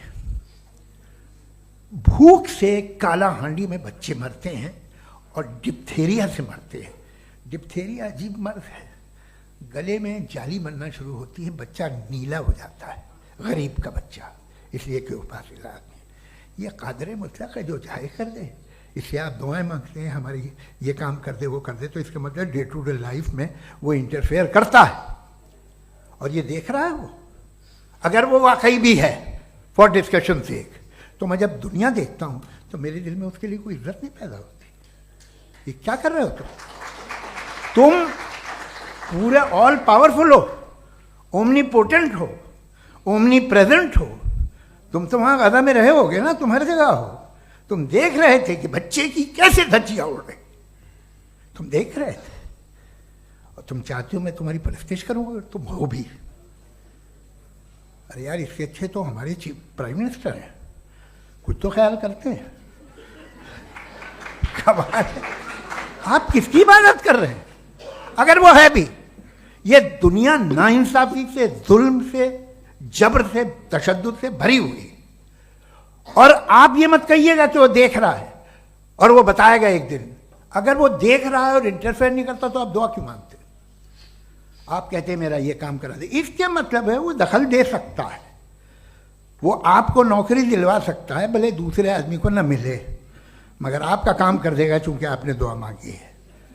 तो जब वो आपको नौकरी दिला सकता है, लड़की की शादी कर सकता है, बेटे को ग्रीन कार्ड दिलवा सकता है, तो कम से कम ये जो मर रहे हैं बच्चे, इनको रोक दे, कुछ तो करे। मुझे तो दुनिया में, इस दुनिया का कोई मालिक है, इसका ओमनीपोटेंट कोई रूलर है, और ये दुनिया ऐसी चल रही है। मैं तो चाहूँगा कि भाई ना हो, अगर हो तो बड़ी शर्मिंदगी की बात है। शुक्रिया।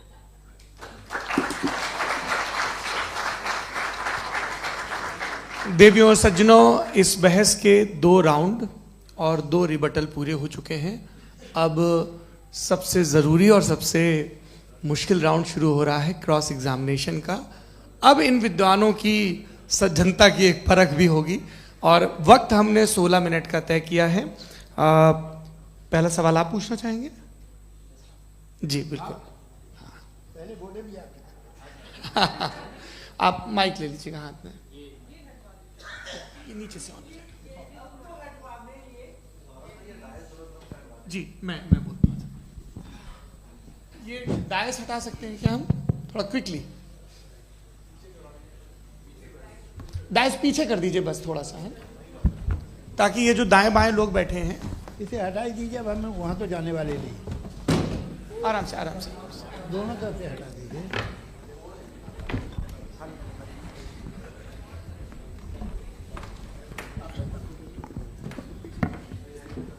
इस बीच आप लोग भी अपने अपने सवाल तैयार कर लें। ये ध्यान रखेंगे कि मैं यहाँ से सवाल लूँगा, आप लोगों को अपना हाथ ऊपर करना है, अपना नाम बताना है और अधिकतम 3 वाक्यों में अपना सवाल पूरा करना है। कई लोग सवाल की जगह भाषण देने लगते हैं, उससे आज बचना है।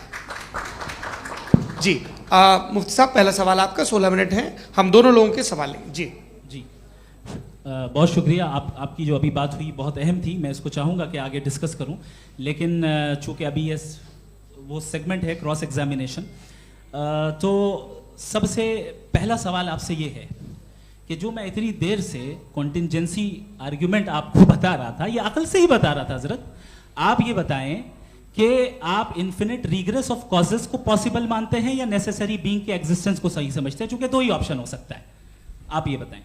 देखिए, आपको मैं ईमानदारी से बात करूं, एक तो मैं कॉन्टिजेंसी वर्ड ठीक से समझता नहीं, और इस वक्त भी जो आपने अंग्रेजी के अल्फाज इस्तेमाल किए वो ज़रा थोड़े से मुझे डिफ़िकल्ट और कॉम्प्लिकेटेड लगे, तो आप ज़रा सिंपल ज़बान में सवाल कर सकते हैं? बिल्कुल कर सकता हूँ जी। यूनिवर्स की हर चीज कॉन्टिंजेंट होने का मतलब यह है कि वो अपने एग्जिस्टेंस में किसी के ऊपर डिपेंडेड है। जो भी चीज डिपेंडेड होगी वो चीज इंडिपेंडेंट नहीं हो सकती, तो उसका कोई ना कोई कॉज होगा। तो अब आप क्या समझते हैं कि ये इन्फिनिट रिग्रेस है, यानी कॉज पर कॉज, कॉज पर कॉज, कॉज पर कॉज, और कभी कोई यानी ये एंडलेसली चलता रहा? क्योंकि अगर ऐसा होगा तो हम तो एग्जिस्टेंस में आते ही नहीं। लॉजिकली ये मुत्तफक अलैह चीज है, मुत्तफक अलैह, अग्रीड अपॉन। ओके, इस पे हमने एग्री किया था कि मुश्किल शब्द आएगा तो अर्थ बताना पड़ेगा। तो इन्फिनिट रिग्रेस तो पॉसिबल नहीं है, तो कहीं ना कहीं आपको रुकना पड़ेगा ऐसे नेसेसरी बीइंग पर। नहीं, कोई जरूरत नहीं रुकने की। किसने कहा आप रुकना पड़ेगा? आप रुकते हैं खुदा पे, आप नहीं रुकते। आप कहते हैं वो हमेशा से, जब उस वक्त से जब वक्त नहीं था। आप कहाँ रुकते हैं कि अब हुआ था वो?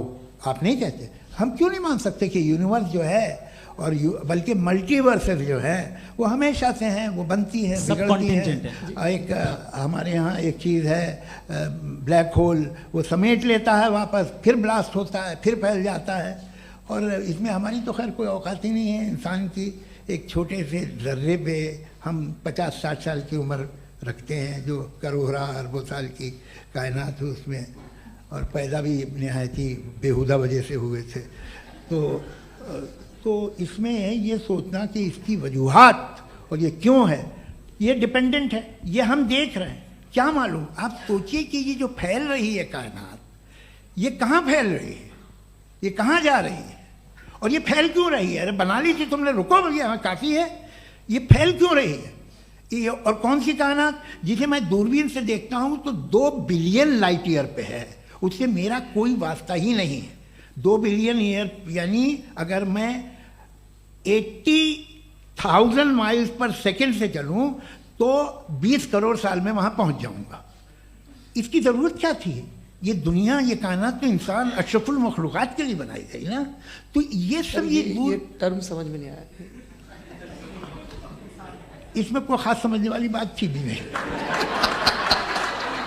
ये जो अल्टीमेट कहा यह जाता है कि ये जो पूरी यूनिवर्स है, ये जो दुनिया है, ये इंसान के लिए बनाई गई। अच्छा, ये सब इंसान के लिए। क्यों साहब, सही है ना? बिल्कुल, लेकिन इसका ये मतलब नहीं कि किसी चीज के पीछे रीजन आपको नहीं पता तो रीजन नहीं है, इसे कहते हैं नहीं, मुझे नहीं पता, लेकिन मेरी जिम्मेदारी नहीं है। वो बिल्कुल सही कहा था उसने, बर्टन रसल ने, आपने उसे मजाक में टाल दिया कि भाई आप एक दावा कर रहे हैं, मैं क्यों कहूं कि ये गलत है दावा? आप प्रूफ कीजिए, मेरे पे जिम्मेदारी ही नहीं है, मैंने थोड़ी कहा है। आप प्रूफ कीजिए कि ये सही है। आप आर्ग्यूमेंट ऑफ कंटिंजेंसी का जवाब ही नहीं दे रहे हैं। पूछना चाहेंगे? आप सवाल पूछना चाहेंगे मुफ्ती साहब से? क्योंकि ये क्रॉस एग्जामिनेशन का दौर है। आप जैसे पहले बोल रहे थे फेथ को लेके कुछ, मैं ये पूछना चाहूँगा कि खुदा ने जो भी रेवलेशन किए हैं, एक मज़हब के लिए बहुत से मज़हबों में किए हैं, अलग अलग रेवलेशन है। कहीं कुछ एक बातें हैं, कॉन्ट्रडिक्शन भी है आपस में, कहीं कुछ आप कर सकते हैं, कहीं कुछ नहीं कर सकते। ऐसा नहीं है कि सबकी कोड ऑफ मॉरल एक है। तो ये किस्सा क्या है? अब आप ये देखिए कि मुझे कभी कभी लगता है कि जो फुटबॉल फाइनल होता है, लाखों लोग होते हैं, फिर वो टीवी कवर कर रही, करोड़ों लोग, अगर उसमें खुदा की एक बूमिंग आवाज़ आ जाती, मैं गॉड हूँ, तो सारे लोग अभी सुन लेते और टीवी पे भी सुन लेते, किस्सा खत्म होता।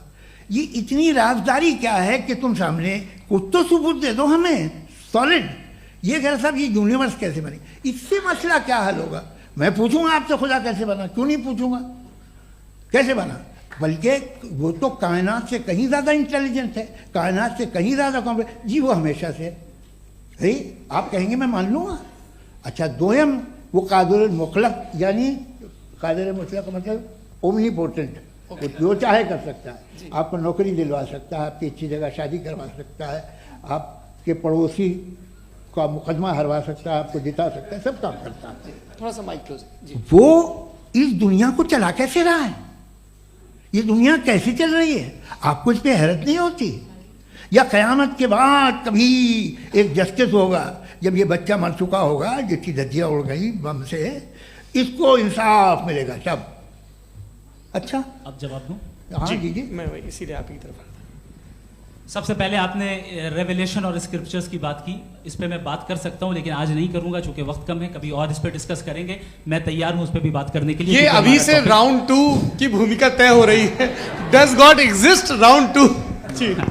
चूंकि आज गॉड के एग्जिस्टेंस पे बात है, तो मैं उसी के रिलेटेड जो है आपके सवालात को एंटरटेन भी करूंगा और मैं भी पूछूंगा। आपने कहा कि आपने साबित ही नहीं किया, जबकि आर्ग्यूमेंट ऑफ कॉन्टिंजेंसी बुनियादी आर्ग्यूमेंट है। आप मुझे कॉन्टिंजेंसी का मतलब बताइए, आपका मतलब क्या है कॉन्टिंजेंसी?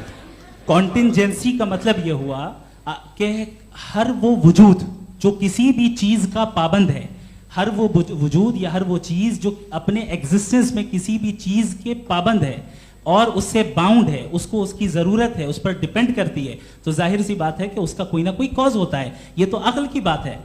ये आप रीजनिंग की बात करते हैं, मैं वही कर रहा हूं। दूसरी चीज, आपने ये बात कही कि इतने बिलियन लाइट ईयर्स दूर है, उसका मेरा क्या लेना देना। फिर मेरे ख्याल से आपको ये नहीं कहना चाहिए I think therefore I am an atheist. आपको सोचना चाहिए, सिर्फ आप एक लिमिटेड दायरे में रहकर नहीं सोचें, बल्कि बाहर निकलकर सोचें।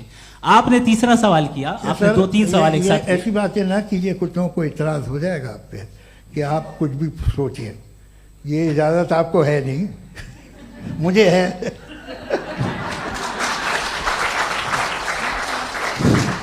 जी, आपने प्रॉब्लम ऑफ इविल के ताल्लुक से सवाल किया और बार बार आप एक लफ्ज रिपीट कर रहे हैं कि ओमनीपोटेंट गॉड है। ऑल पावरफुल गॉड है। यही तो दरअसल समझना है कि गॉड का कॉन्सेप्ट क्या है। प्रॉब्लम ऑफ इविल जो है, प्रॉब्लम ऑफ इविल दर हकीकत दो असम्पशंस पर कायम है। अगर आप इन दो असम्पशंस को समझ जाएं तो ये प्रॉब्लम नहीं रहेगी, आर्ग्यूमेंट आपको समझ में आ जाएगी कि ये कोलैप्स कर जाता है।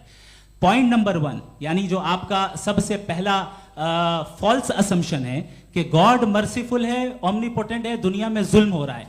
लेकिन आपको यह समझना चाहिए कि हमारे वर्ल्ड व्यू के मुताबिक गॉड सिर्फ ओमनीपोटेंट और सिर्फ मर्सीफुल नहीं है, बल्कि वो ऑल वाइज भी है और वो ऑल नोइंग भी है। उसके हर काम के पीछे हिकमत और विजडम है। ये कोई जरूरी नहीं है कि वो हिकमत और विजडम आपको समझ में आए या मुझे समझ में आए। अगर आप जो समझ रहे हैं उसके मुताबिक आप फैसला कर रहे हैं, ये लिमिटेड पर्सपेक्टिव से आर्ग्यूमेंट है। और इस चीज को हम अपनी दुनिया में, अपने लाइफ में, डेली लाइफ में इस प्रिंसिपल को एक्सेप्ट करते हैं। हम जब किसी डॉक्टर के पास जाते हैं, डॉक्टर के पास जाकर वो अगर उसने हमें कोई दवाई दी है तो हम ये तो नहीं कहते कि जब तक आपके पास जितना नॉलेज और जितना विजडम नहीं है, आपने क्यों ये दवाई दी है, तब तक हम इस चीज को एक्सेप्ट नहीं करेंगे।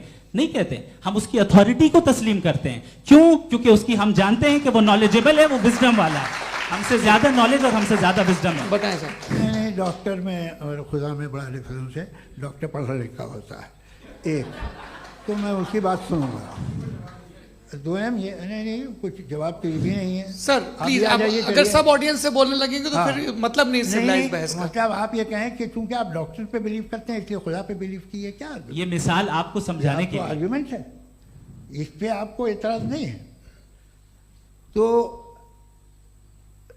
सिंपल बात ये है कि मैं अगर ये यकीन कर लूँ कि एक ओमनीपोटेंट, उसकी मसलहत है, ये जो बच्चे मर रहे हैं ये मसलहत है उसकी, मुझे नहीं चाहिए थी मसलहत। उसकी मसलहत नहीं, यही तो समझना है, मतलब एक्सपीरियंस। अच्छा, इस आपने अभी मेरी बात पूरी सुनी नहीं। मैंने कहा आपका पूरा आर्ग्यूमेंट दो फॉल्स असम्पशंस पर है। एक फॉल्स असम्पशन मैंने बता दिया, दूसरा फॉल्स असम्पशन ये है कि इस दुनिया में इविल के होने का कोई गुड रीजन नहीं है, जबकि हमारे पास बाज रीजंस मौजूद हैं, हमारे पास बाज वजूहात मौजूद हैं। अगर इस दुनिया में इविल ना हो तो आप गुड को डिफाइन कैसे करेंगे? अगर जुल्म ना हो आप इंसाफ को समझेंगे कैसे? अगर तारीकी ना हो तो आप लाइट को समझेंगे कैसे? बहुत अच्छे। अभी और सुन लें, अभी और बाकी है। ये तो बात बहुत पसंद आई साहब मुझे कि जब तक रेप ना हो तब तक औरतों की इज्जत का ख्याल आपने मेरा जवाब पूरा सुना ही नहीं। जब तक के बच्चों का कत्ल ना किया जाए तब तक आपको बच्चों की मासूमियत की इज्जत। आपने पूरा जवाब सुना ही नहीं। क्या बात है, क्या आपने नुक्ता निकाला? आपने पूरा जवाब सुना ही नहीं। आप सुन लें, मेरी बात सुन लें। ये मैंने आपको एक चीज बताई। दूसरी चीज, इस दुनिया में हम आए हैं टेस्ट के लिए, हमारा टेस्ट हो रहा है और हर इंसान का अलग अलग अंदाज में टेस्ट होता है। और इस दुनिया में अगर इविल मौजूद है तो वो इविल जरिया है हमारे अंदर ह्यूमन नोबल क्वालिटीज को डेवलप करने का और अलग अलग फील्ड में प्रोग्रेस करने का। और अगर हमारे अंदर और इस दुनिया में इविल नहीं होता तो बताइए टेस्ट का मतलब क्या होता? अगर मैं अपने स्टूडेंट को एमसीक्यूज दूं और उसमें सिर्फ राइट आंसर लिख कर दे दूं और कहूं तुम्हारा टेस्ट हो गया, ये मीनिंगलेस है। इस दुनिया में अगर हम टेस्ट के लिए आए हैं तो जाहिर है गुड एंड इविल दोनों मौजूद है।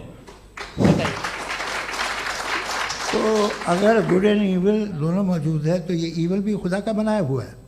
जी हाँ, खुदा का बनाया हुआ है। लेकिन अच्छा, चलो अच्छी बात। जी बिल्कुल, तो बिल्कुल खुदा ने बनाया। अभी तो ये है कि जो मेजॉरिटी है दुनिया में वो इविल है, तो ये खुदा एक्चुअली इविल के साइड पे लग रहा है मुझे। बिल्कुल भी नहीं, मैं बताता हूं। मेजॉरिटी में तो वो है। क्या बात कर रहे हैं भाई आप? कोई भी जो मुंसिफ होगा, चाहे आपका अपना घर हो जिसके आप सबसे बड़े हैं, चाहे आपकी ऑर्गेनाइजेशन हो जो आप चलाते हैं, वहां पर आप इविल रखेंगे साबित करने को कि बाकी लोग शरीफ हैं? मेरी बात सुनिए। क्या ये आर्ग्यूमेंट ही गलत है? अगर कि जब तक के कोई इविल नहीं होगा तब तक के शरीफ आदमी शरीफ नहीं लगेगा। अगर एग्जामिनर गलत ऑप्शन दे रहा है तो एग्जामिनर इविल नहीं हो गया, जो गलत ऑप्शन को सेलेक्ट कर रहा है वो फेल होगा। क्रिएटर ने इविल को बनाया है लेकिन वो इविल नहीं है। अच्छा सुनिए मेरी बात, लेट मी कंप्लीट सर। जी जी। क्रिएटर ने इविल को बनाया है टेस्ट के लिए, वो इविल नहीं है। इविल वो होगा जो उसे इख्तियार करेगा। छुरी को बनाने वाला गलत नहीं होता है, छुरी का गलत इस्तेमाल करने वाला गलत होता है। रेप को कैसे गलत इस्तेमाल करते हैं? रेप इंसान के फ्री विल का नतीजा है। ये रेप कैसे गलत इस्तेमाल होता है? ये मुझे अब सुन लें, अब सुन लें। गलत इस्तेमाल होता है। हाँ मैं बता रहा हूँ ना, कैसे गलत? मैं बता रहा हूँ कि जो इविल इस दुनिया में मौजूद है उसके कई सारे तरीके हैं। एक तरीका इंसान का अपना फ्री विल है। अब अगर कोई रेपिस्ट रेप कर रहा है तो इसका गॉड का कसूर नहीं है, वो अपने फ्री विल का गलत इस्तेमाल कर रहा है, उसको सजा मिलनी चाहिए। अच्छा, और उसी के लिए जहन्नम बनाई गई है। ये फ्री विल का भी बड़ा चक्कर। आप जब कोई बुरा काम करते हैं या कोई बुराई होती है तो ये कहा जाता है कि ये फ्री विल है। 7 billion free wills are moving on this planet. 7 billion free will. और एक आदमी अपनी फ्री विल से मुझे कत्ल कर दे तो मैं खुदा की मर्जी से मरा हूँ कि इसकी फ्री विल की वजह से? मेरी मौत खुदा के हाथ है या ये फ्री विल वाले के हाथ है? खुदा ने फ्री विल का निजाम बनाया है और उस निजाम का गलत इस्तेमाल करके कोई आपको मार रहा है, इस्तेमाल करके मेरा कत्ल कर देता है। अब मेरी मौत का जिम्मेदार कौन है? वो इंसान जिम्मेदार है। वो इंसान। जी। तो ये कहना कि और उसको सजा मिलेगी। तो अब आप आगे चलिए कि ये तय करना कि अल्लाह ही या अल्लाह ने खुदा ही जिंदगी देता है, खुदा ही मौत देता है, ये गलत है। बिल्कुल गलत नहीं है। हाँ, नहीं, निजाम उसी ने बनाया फ्री विल का। निजाम मौत और हयात का उसी ने बनाया। You are contradicting yourself. अभी आपने कहा कि एक आदमी ने फ्री विल से आपको मार दिया, इसमें उसे फ्री विल दी गई थी, उसने गलत इस्तेमाल किया। 7 billion free wills are moving on this planet और आप चाह रहे हैं कि मैं सिर्फ खुदा का ध्यान करूं। ये 7 बिलियन फ्री विल्स को मुझे लुक आफ्टर करना पड़ेगा कि नहीं? ये तो तबाहियां कर रही हैं और तबाहियां ज़्यादा हो रही हैं। बिल्कुल। तो अगर आप बताएं अगर खुदा नहीं है फॉर एग्जाम्पल, तो आप इविल को कैसे डिसाइड करेंगे? यानी how can you define evil objectively without God? देखिए, दुनिया में 2 तरह के जानवर हैं। एक जो अकेले रहते हैं जंगल में और एक जो ग्रुप्स में रहते हैं। ग्रुप में जो भी रहेगा, चाहे वो आपका फाउंडेशन हो, चाहे कोई क्लब हो, चाहे कोई पॉलिटिकल पार्टी हो, चाहे कोई यूनिट हो, उसमें आपको इंटरैक्ट करने के रूल बनाने पड़ेंगे। यानी लोग तय करेंगे। लोग तय करेंगे। अगर लोगों ने यह तय किया कि किसी का रेप करना सही, आप जस्टिफाई करेंगे? नहीं, आपका फाउंडेशन तो ये हो गया ना कि लोग ही विल डिसाइड करेंगे। नहीं। अरे दुनिया में ऐसे ग्रुप्स हैं जो रेप को जायज़ मानते हैं सर्टेन हालात में। मैं डिटेल में नहीं जानूंगा, आप भी जानते हैं। ये जो आईसिस वाले थे जिन्होंने क्या किया था, तो उन्होंने क्या किया उसका खुदा से कोई ताल्लुक नहीं है सर। मैंने सिंपल सवाल किया कि इविल को आप डिफाइन करते कैसे हैं? आगे वापस आइए जी। आप साथ में तभी रह सकते हैं जब कुछ आप ऐसे उसूल डेवलप करें जिसमें हर एक का बेसिक तहफ़्फ़ुज़, हर एक का बेसिक राइट हो और हर एक को कोई आराम मिले। यही तरीक़ा है किसी भी ऑर्गेनाइजेशन जिसमें एक से ज़्यादा लोग हैं और वो ऐसे चलती है ज़िंदगी। उसमें अगर आप गड़बड़ करेंगे तो तबाही होगी, नुकसान होगा, बर्बादियाँ आएंगी। और अगर उसमें आप घर ले लीजिए ना, एक हस्बैंड है, एक वाइफ है, बच्चे हैं, वालदा भी हैं, 2 बहनें भी हैं, एक भाई भी है। अब इसमें कोई निज़ाम आपको चाहिए साथ में रहने का और एक दूसरे पे भरोसा रहे, एक दूसरे के बहीख्वाह हों, एक दूसरे की मदद करें, ऐसी जिंदगी। सर आपकी बात आ गई। आप ये कह रहे हैं कि लोग डिसाइड करेंगे क्या सही है क्या गलत है, यही है? मेजॉरिटी डिसाइड करेगी क्या सही है क्या गलत है? अरे भाई बिल्कुल। मेजॉरिटी अगर ये कहे कि नाजी जर्मनी के साथ जिस तरह मेजॉरिटी थी कि जेनोसाइड करना सही, आप जस्टिफाई करेंगे? उस वक्त आपका ये सवाल सिर्फ उसके बाद क्लोजिंग। हाँ, उस वक्त प्लेनेट पे जो लोग थे उनमें कितने लोग हिटलर को सही समझते? अच्छा, प्लेनेट की मेजॉरिटी तय करेगी, सोसाइटी की नहीं। प्लेनेट की मेजॉरिटी गॉड के एग्जिस्टेंस को सही मानती है, आप क्यों नहीं मानते?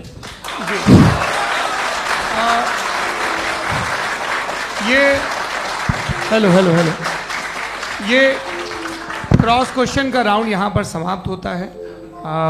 और ये बड़ा अच्छा है कि इस तरह से फ्रेगमेंट कर दिया गया है ताकि जो मरकरी ऊपर जा रहा है नीचे जवाब दे दूं। जी। प्लेनेट की ज़्यादातर मेजॉरिटी कुछ दूसरे मजहबों के खुदा को मानती है। आप उन्हें क्यों नहीं? आप तो मेजॉरिटी की बात कर रहे हैं। अच्छा, ये क्लोजिंग आप ये कह रहे हैं इविल और गुड को डिसाइड मेजॉरिटी करेगी। मेजॉरिटी जो कर दे वो सही हो जाएगा। क्लोजिंग इसको जैसा आप ही लोगों ने तय किया है उसी फॉर्मेट को फॉलो कर लेते हैं। हाँ भाई, मैंने तो भले लोगों पे एतबार किया और तब मॉडरेशन तय किया। जी, आपके पास 5 मिनट का वक्त है, क्लोजिंग आर्ग्यूमेंट है, उसके बाद हम ऑडियंस से क्वेश्चन आंसर लेंगे जावेद साहब की क्लोजिंग आर्ग्यूमेंट के बाद। ओके, बहुत शुक्रिया जी। हमारा जो टॉपिक है डज गॉड एग्जिस्ट, मैं इस पे इतने एकेडमिक तैयारी करके आया था, मुझे था कि मैंने सोचा था कि कई सारे मैं आर्ग्यूमेंट्स दूंगा, लेकिन वक्त की भी किल्लत और जावेद साहब बार बार इधर उधर चले जा रहे थे तो उसको भी थोड़ा एंटरटेन करना पड़ गया।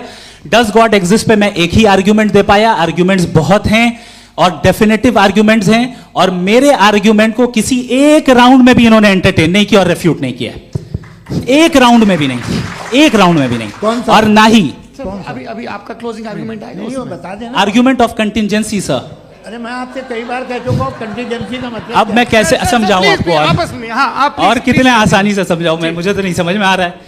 आप अपनी आर्ग्यूमेंट ऑफ कंटीजेंसी उर्दू में बोल सकते हैं। हाँ, आप अपनी बात पूरी कर लें जी, आखिरी 4 मिनट। दूसरी चीज, just a minute please ma'am, can I talk? दूसरी चीज ये है कि आपने एक तो इसका जवाब नहीं दिया, दूसरा आपने गॉड के ना होने पर कोई डेफिनेटिव आर्ग्यूमेंट नहीं दिया, सिर्फ मजहब पे बात कर रहे हैं आप। मजहब तो आज हमारा टॉपिक ही नहीं था, आज तो हमारा टॉपिक हो, आप मजहब से ले लेकर आईएस तक चले गए। भाई हमारा क्या ताल्लुक है उससे? We condemn them. और उसका गॉड से क्या ताल्लुक है? अगर कोई गलत काम कर रहा है, किसी ने किसी को कत्ल किया, किसी ने किसी का रेप किया, उसको सजा मिलनी चाहिए। और आपके पास कोई भी rational strong foundation of morality नहीं है।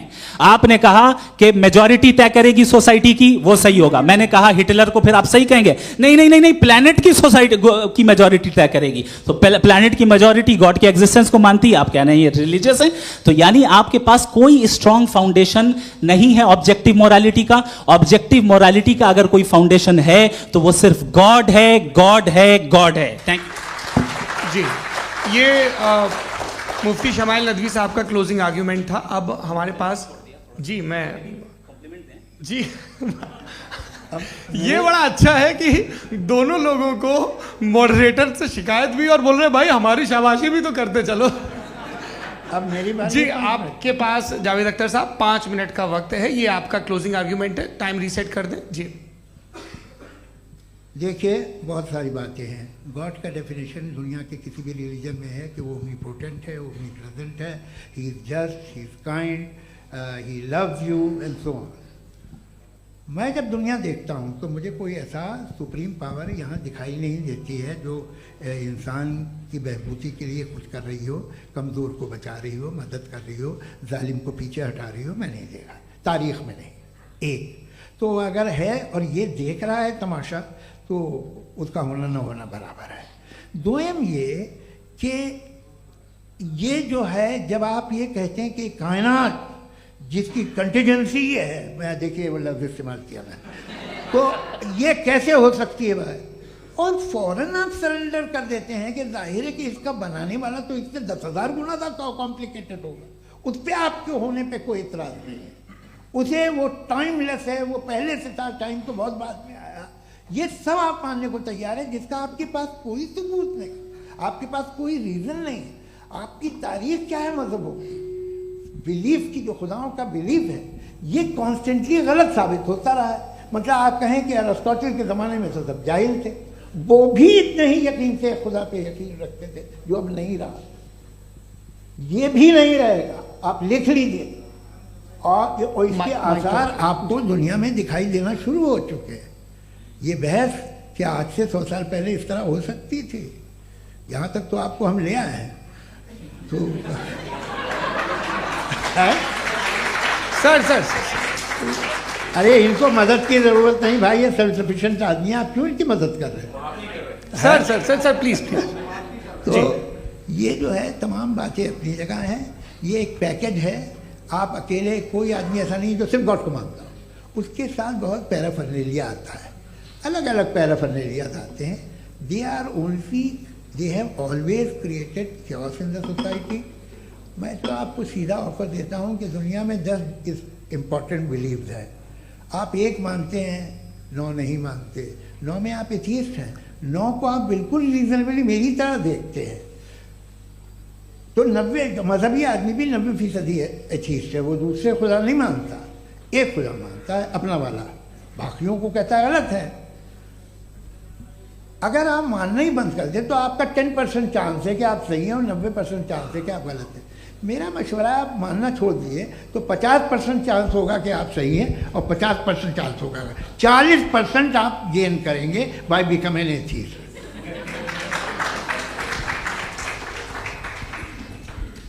ये एक फरसूदा ख्याल है, ये ख़त्म हो रहा है। हो सकता है मेरी ज़िंदगी में ना हो, लेकिन ये हो जाएगा। जो बातें ये इनको आप मेटाफिज़िकल ये वो ऐसे रिस्पेक्टेबल टर्म दे दिए, ये तो उन लोग के हैं जिन्हें ना फिज़िक्स मालूम थी ना मेटा मालूम था, ये उन्होंने आपको दिए हैं। जी बहुत शुक्रिया आप दोनों लोगों का। और अब इस बातचीत का आखिरी राउंड शुरू होगा, डज गॉड एग्जिस्ट की ये बहस मुफ्ती शमाइल नदवी और जावेद अख्तर साहब के बीच। आप लोग अपने अपने हाथ ऊपर करेंगे, मैं यहाँ से तय करूँगा। और माइक हमारे पास है क्या? एक ही माइक है ऑडियंस के लिए? 2 माइक है, एक इस तरफ एक इस तरफ, ठीक है। तो जी सबसे पहले हमारी सहयोगी हैं मारिया शकील जी, पूछिए सवाल। थोड़ा सा रुकेंगे ताकि कैमरे का फ्रेम आप पर आ जाए, आपकी तो प्रैक्टिस है टीवी की। जी नदवी साहब, मैं खुदा को मानती हूँ, पहले मैं इसी प्रमाइस से शुरू कर रही हूँ और ये बता रही हूँ आपको, मैं मानती हूँ। लेकिन कुछ सवाल हैं जो जावेद साहब ने उठाया, उसका जवाब आपको देना चाहिए। पहला सवाल ये कि गज़ा में सालों से छोटे बच्चे मर रहे हैं, वो उनको अगर खुदा मर्सीफुल है, हम मानते हैं कि अल्लाह ताला में बहुत ताकत है, तो वो बच्चे क्यों मर रहे हैं? दूसरी बात ये कि अगर कंटिजेंसी की जो आप बात करते हैं, पूरे मुस्लिम ममालिक मिल करके भी उन गज़ा के बच्चों को क्यों नहीं बचा पा रहे हैं? क्योंकि अगर वो चाहते, क्योंकि अल्लाह ताला उन पर हुकूमत करते हैं, सब पर हुकूमत करते हैं, तो वो उनको क्यों नहीं बचा? जी थैंक यू वेरी मच। बहुत अच्छा किया आपने इस चीज़ को जिक्र कर दिया, मैं इसको और अच्छे से एक्सप्लेन करने की कोशिश करता हूँ। देखें, जहाँ तक आपने कहा कि गज़ा के बच्चों को मारा जा रहा है, देखें 2 वर्ल्ड व्यू है, एक एथीस्टिक वर्ल्ड व्यू, एक थीस्टिक वर्ल्ड व्यू है। बच्चे मर रहे हैं दोनों वर्ल्ड व्यू में, लेकिन हमारा वर्ल्ड व्यू कह रहा है कि रिकॉम्पेंस है, ये कह रहे हैं कि उनका मरना बेकार जाने वाला है, कोई उसका रिकॉम्पेंस नहीं है, चूंकि इनके यहाँ आखिरत और अल्लाह का कोई तसव्वुर या गॉड का कोई तसव्वुर नहीं है।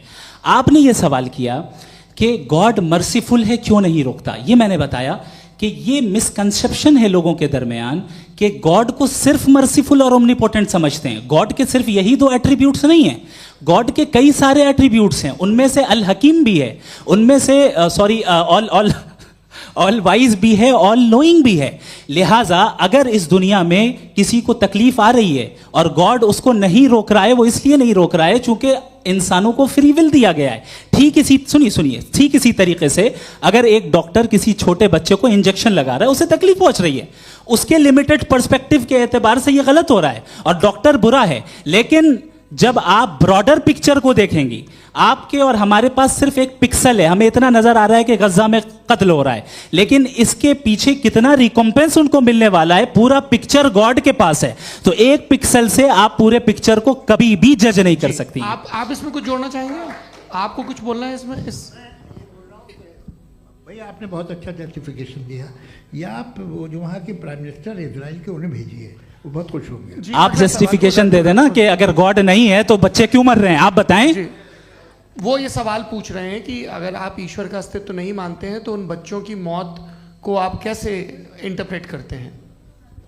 भाई ये दुनिया जो है, जो ताकतवर लोग होते हैं वो एक नाइंसाफी करते हैं। तो ये अच्छा काम है आपके नजदीक, तो नेचर नाइंसाफी पे मबनी है। अरे मेरे भाई, आप नेचर की कहाँ बात कर रहे हैं, तो इंसान की बात जी, कर। तो फिर जब मैं इंसान की बात कर रहा था, आप नेचर की बात करने लग गए। क्रॉस एग्जामिनेशन नहीं। हाँ, अब आप मुझे बोलने नहीं देंगे तो अलग बात है, आप बोलिए, मुझे कोई जल्दी नहीं। जी नहीं, ये क्रॉस एग्जामिनेशन। मुझे बोल तो लेने दीजिए। जी बोलिए। क्या बात ये है कि ह्यूमन सोसाइटी तभी साथ में रह सकती है जब वो मोहब्बत से, एकता से, एक दूसरे के एहतराम करके रहे। इसके अलावा पॉसिबल नहीं है, अकेले तो इंसान रह नहीं सकता। वहाँ पर कुछ लोग हैं जो फाउल करते हैं, वो फाउल हमेशा से तारीख में होता आया है। आज ये हो रहा है, जो हो रहा है बहुत बुरा हो रहा है, बहुत जालिमाना है, बहुत जाबराना है। उसको आप कहें कि ये बच्चों को कॉम्पनसेशन मिल जाएगा या इसकी इंजेक्शन है, इंजेक्शन तो हेल्थ के लिए दिया जाता है। आप ये कह रहे हैं कि ये बच्चों की जो धज्जियां उड़ रही हैं ये इंजेक्शन है, ये टेस्ट है, ये टेस्ट है और उस टेस्ट में उनको ऐसा रिकॉम्पेंस मिलेगा जो आपके तसव्वुर के बाहर है। ये आप 3 बरस के बच्चे को बारूद से उड़ा के टेस्ट ले रहे हैं। वाह, वो नहीं ले रहा है, खुदा नहीं उड़ा रहा है, इजराइल उड़ा रहा है। जी, ये तो उसको कंडेम अगला सवाल लेते हैं professor Purushottam Agarwal.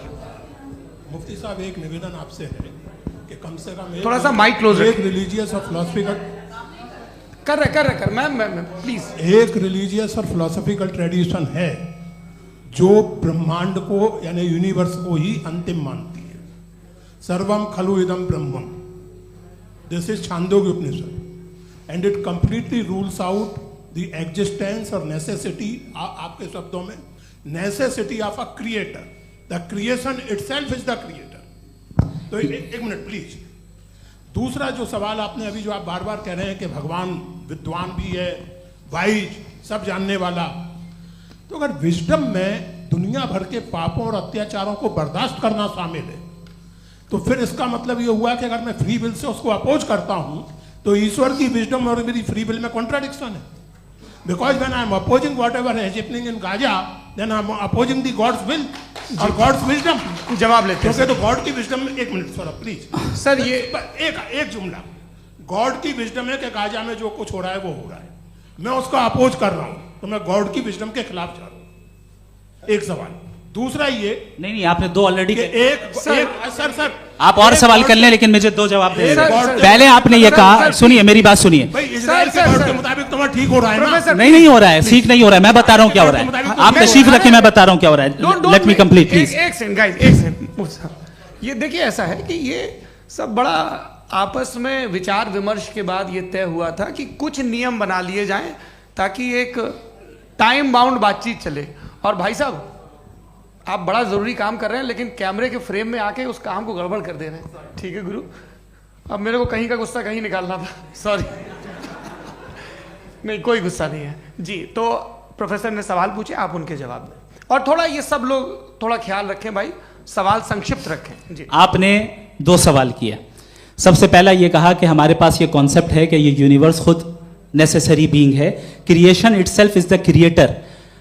How irrational is this कि मैं एग्जिस्ट करूंगा बाद में, लेकिन अभी एग्जिस्ट कर भी रहा हूं, यानी एक ही टाइम में एग्जिस्ट भी कर रहे हैं, नहीं भी कर रहे हैं। This is not true. दूसरी चीज आपने कहा कि अगर इजराइल में, सॉरी माफ कीजिएगा, Israel doesn't exist, occupied Palestine में अगर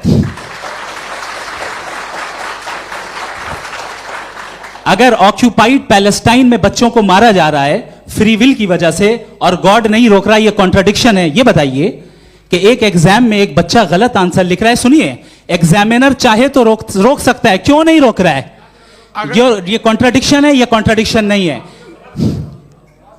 माइक नहीं सर, ये आपस में जी, ये क्या आपका सवाल? माइक दीजिए। फ्री विल दिया गया है टेस्ट के लिए, अकाउंटेबिलिटी के लिए। अगर फ्री विल नहीं होता तो आप कहते हैं हमें रोबोट बना दिया गया। नॉट मिसरिप्रेजेंट माय पोजीशन, आपकी जो भी पोजीशन, मैं अपनी फ्री विल के नाते, अपने ह्यूमन विजडम के नाते गाजा में हो रही अत्याचार का विरोध करता हूं। बिल्कुल करना चाहिए। आपके हिसाब से मैं गॉड की विजडम का विरोध कर रहा हूं? बिल्कुल नहीं, जो हो रहा है गॉड, बिल्कुल भी नहीं, बिल्कुल भी नहीं।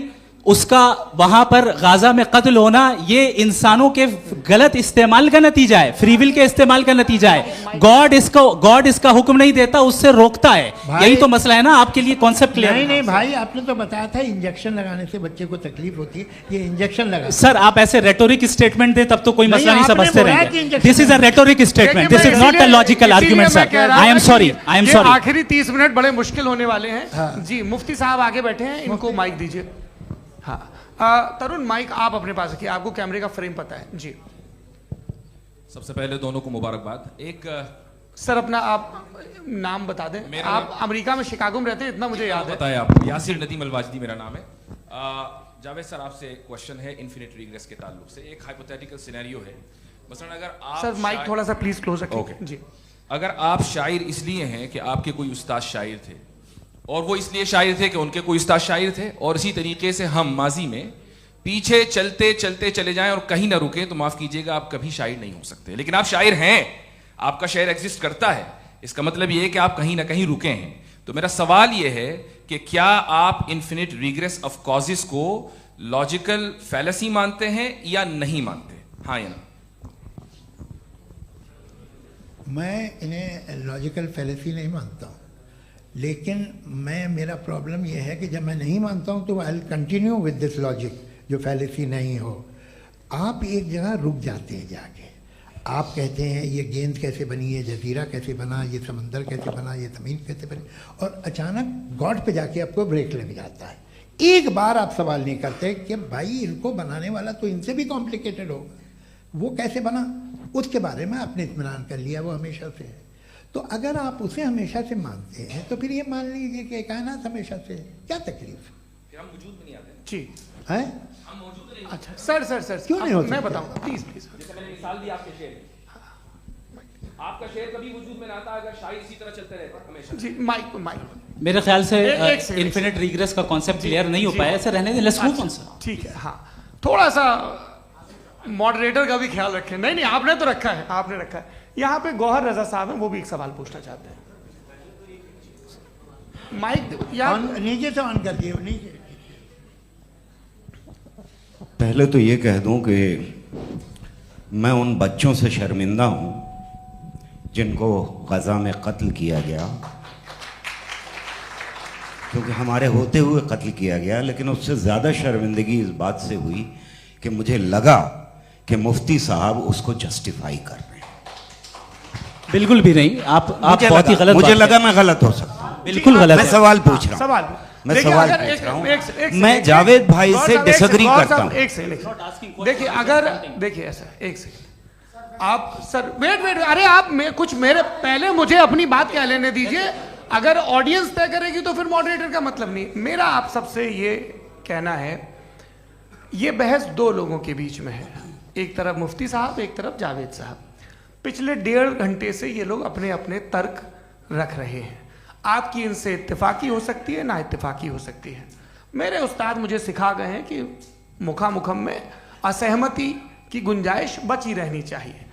अगर मैं आपकी बहुत इज्जत करता हूं गौहर साहब, आपने जो कमाल की किताबें लिखी, साइंटिफिक टेम्परामेंट, लेकिन मेरी ये गुजारिश है आप सबसे कि यदि आप इन लोगों ने जो बोला उन पर टिप्पणियां करेंगे तो ना वक्त की पाबंदी रहेगी, ना वो अनुशासन। आप सवाल पूछ लें, उस सवाल में जो बात आ जाए वो आ जाए।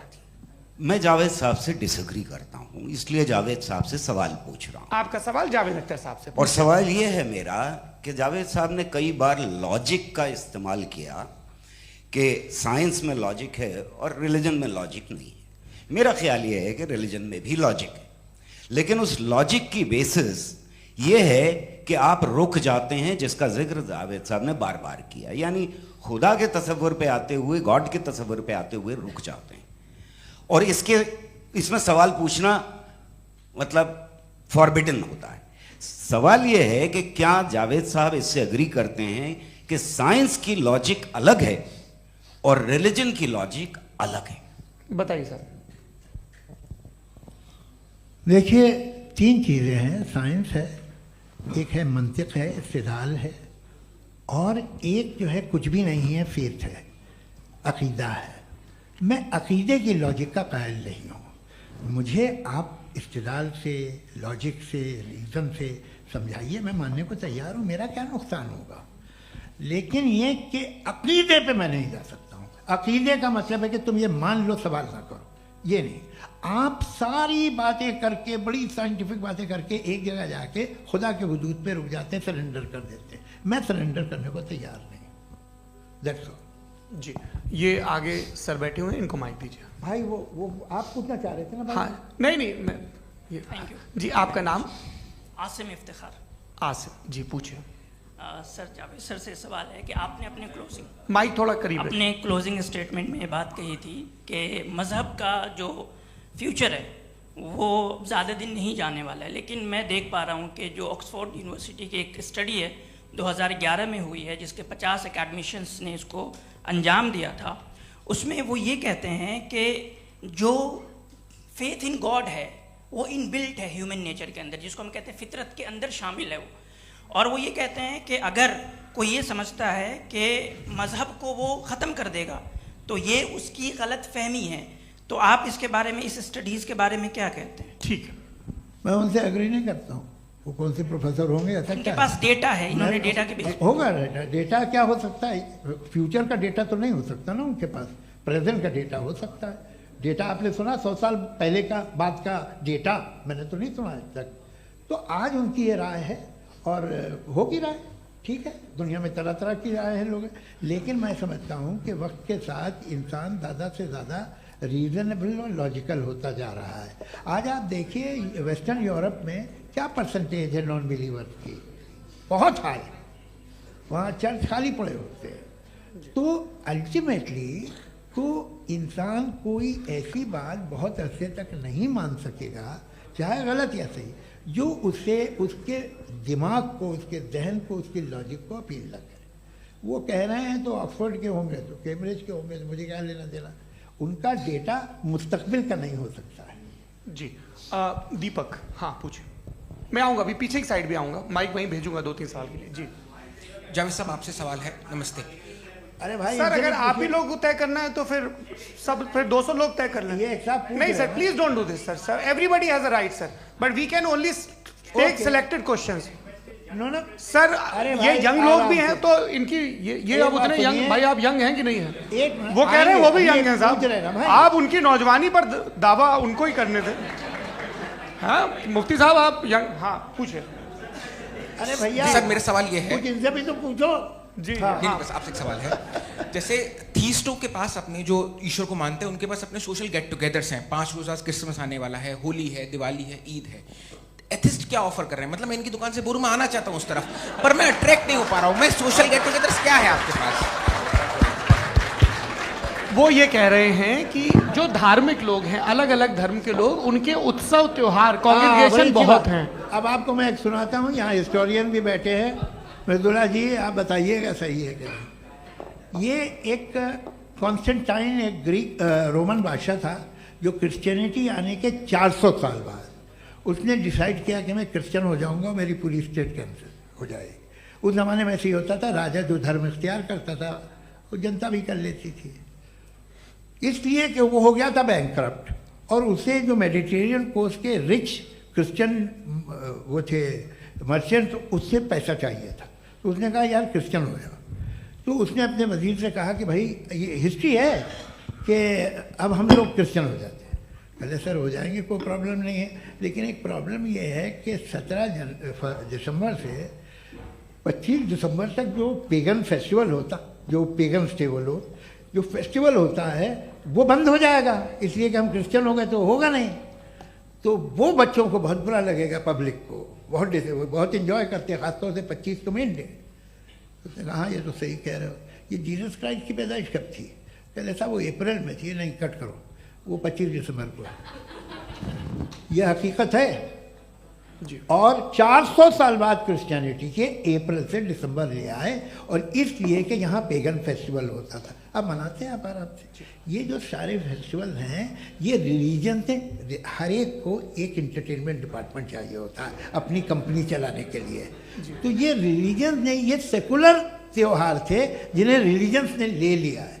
ये मौसम के थे, फसलों के थे, किसानों के थे, उसको आपने लेके रिलीजियस रंग दे दिया। ये कोई रिलीजन से थोड़ी आए आप। अच्छा हमें देखिए, हम तो मुल्द हैं, हम ईद मनाते हैं, हम दिवाली मनाते हैं, हम होली मनाते हैं, हम क्रिसमस मनाते हैं। बम्बई की फिल्म इंडस्ट्री की सबसे बड़ी होली हमारे घर में, सबसे बड़ी ईद हमारे घर में। वो हमारे सोशल वो है, हमारे हेरिटेज है। ऐसा थोड़ी है कि we will throw the baby along with the water. ये तो अच्छी चीज़ है, इन्हें रखो, जो बेकार है फेंक दो। जी हाँ, हेलो जी, मेरा सवाल नादवी जी से है। जैसा कि आपने बोला कि गॉड टाइम के भी परे हैं, और गॉड इतनी कॉम्प्लेक्स चीज़ है कि उसे ह्यूमन माइंड समझ नहीं सकता, और गॉड ने अर्थ पे फ्री विल भी दे दी है। तो आप अपना वक्त ज़ाया क्यों कर रहे हैं गॉड के बारे में बात करके? अपन को तो बात करनी चाहिए कि सोसाइटी को बेहतर कैसे करें। जी, मैं गॉड वही बताता है सोसाइटी को कैसे बेहतर करे। अभी मैं आपका जवाब देता हूँ। आपने कहा कि टाइम पे वो एग्जिस्ट नहीं करता, मेरा सवाल ये है कि जैसा आपने बोला कि गॉड बहुत ही कॉम्प्लेक्स चीज है। मैंने कहा ही नहीं कि कॉम्प्लेक्स है, तो आपके अल्फाज हैं। कॉम्प्लेक्स का लफ्ज गॉड के लिए सुइटेबल नहीं है। क्यों? क्योंकि कॉम्प्लेक्स वो चीजें होती हैं जो ऑब्जेक्ट हो। God is not an object जिसको आप इंस्ट्रूमेंट के जरिए लेबोरेटरी में जाके टेस्ट करें, oh it's very complex. No, वो कोई कार का इंजन नहीं है। वो फिलोसॉफिकली नेसेसरी बीइंग ऐसी बीइंग है जो सिंपल बीइंग है। हाँ, आप उसको मुकम्मल तौर पे उसकी तमाम हिकमतों को जान ले और हर चीज को जान ले, ये पॉसिबल नहीं है, क्योंकि वो ऑल वाइज है, आप ऑल वाइज नहीं है, और वो खुदा है, वो आपको सारी चीजें बता दे, ये जरूरी नहीं। मेरा सवाल ये नहीं था, मेरा सवाल ये था कि जब गॉड इतना परे है इस दुनिया से कि उसने अर्थ पे फ्री विल भी दी है, हम सब ह्यूमंस की फ्री विल है, और जो सोसाइटी में हो रहा है वो अपन लोग डिसाइड करेंगे, तो अपन लोग डिसाइड नहीं करेंगे ना, अपन लोग डिसाइड नहीं करेंगे।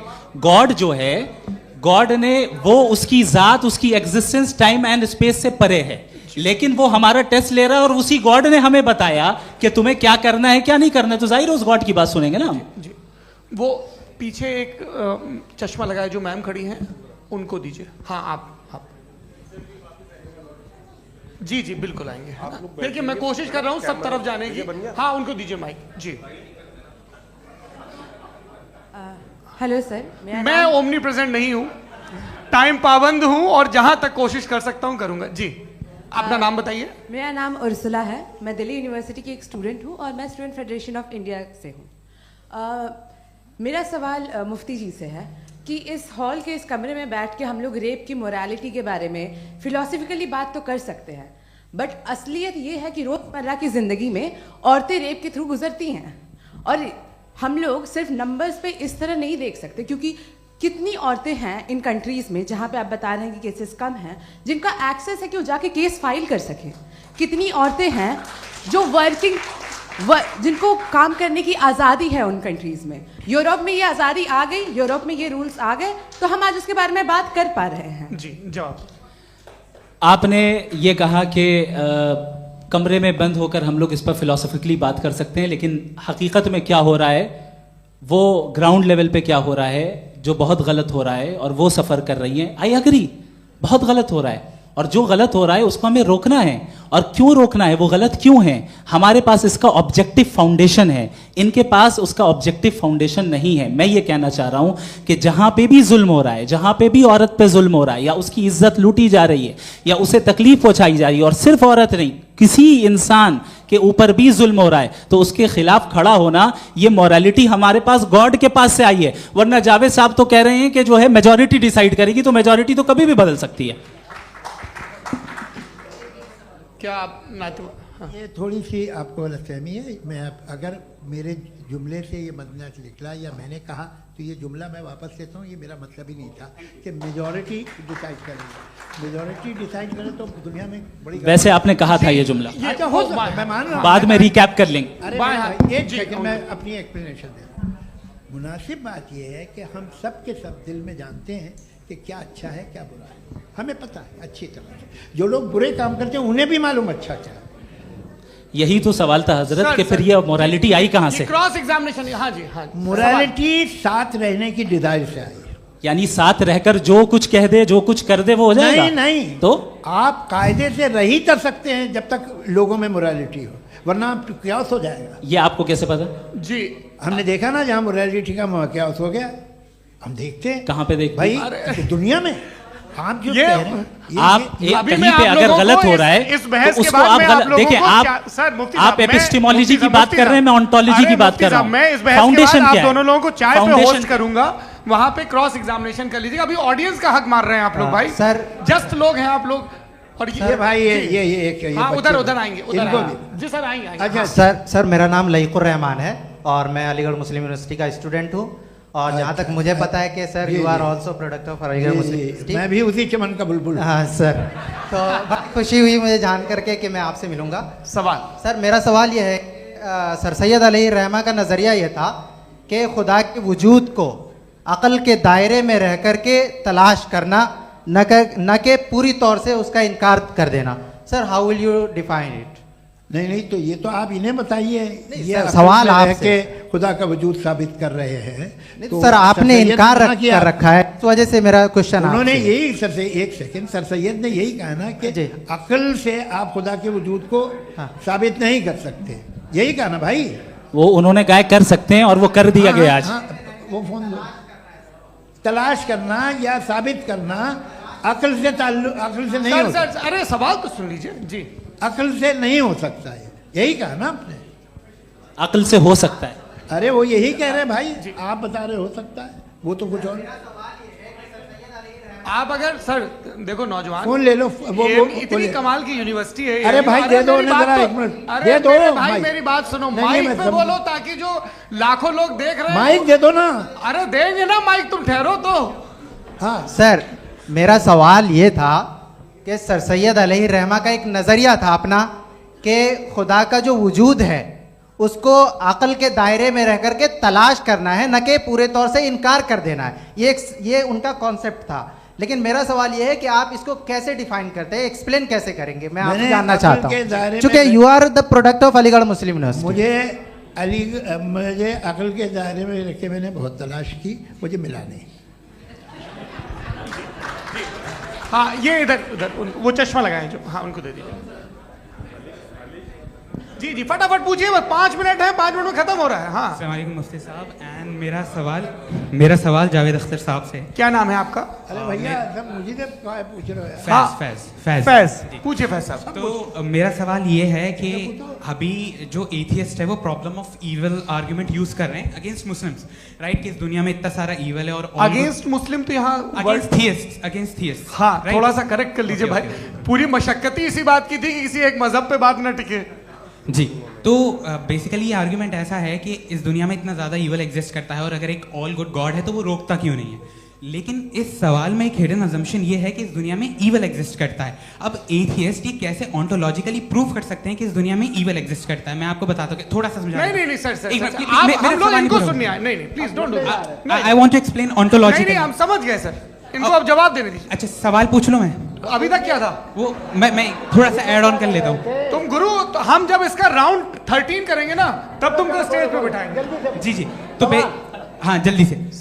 तो देखिए एथियज्म के हिसाब से सब कुछ रैंडमली बन गया है, सब कुछ एटम्स और मॉलिक्यूल्स है। एक पत्थर में और मुझ में सिर्फ इतना फर्क है कि हम लोग एटम्स और मॉलिक्यूल्स का अलग अलग रीअरेंजमेंट है। अब एक पत्थर को कोई इंसान तलवार से 2 टुकड़ों में काटते या मुझे, according to atheism it is same, there is no evil and good according to atheism. जी अच्छा, फैज साहब का सवाल ये है कि हाँ कोशिश भी करते तो इससे गलत सवाल नहीं कर पाते।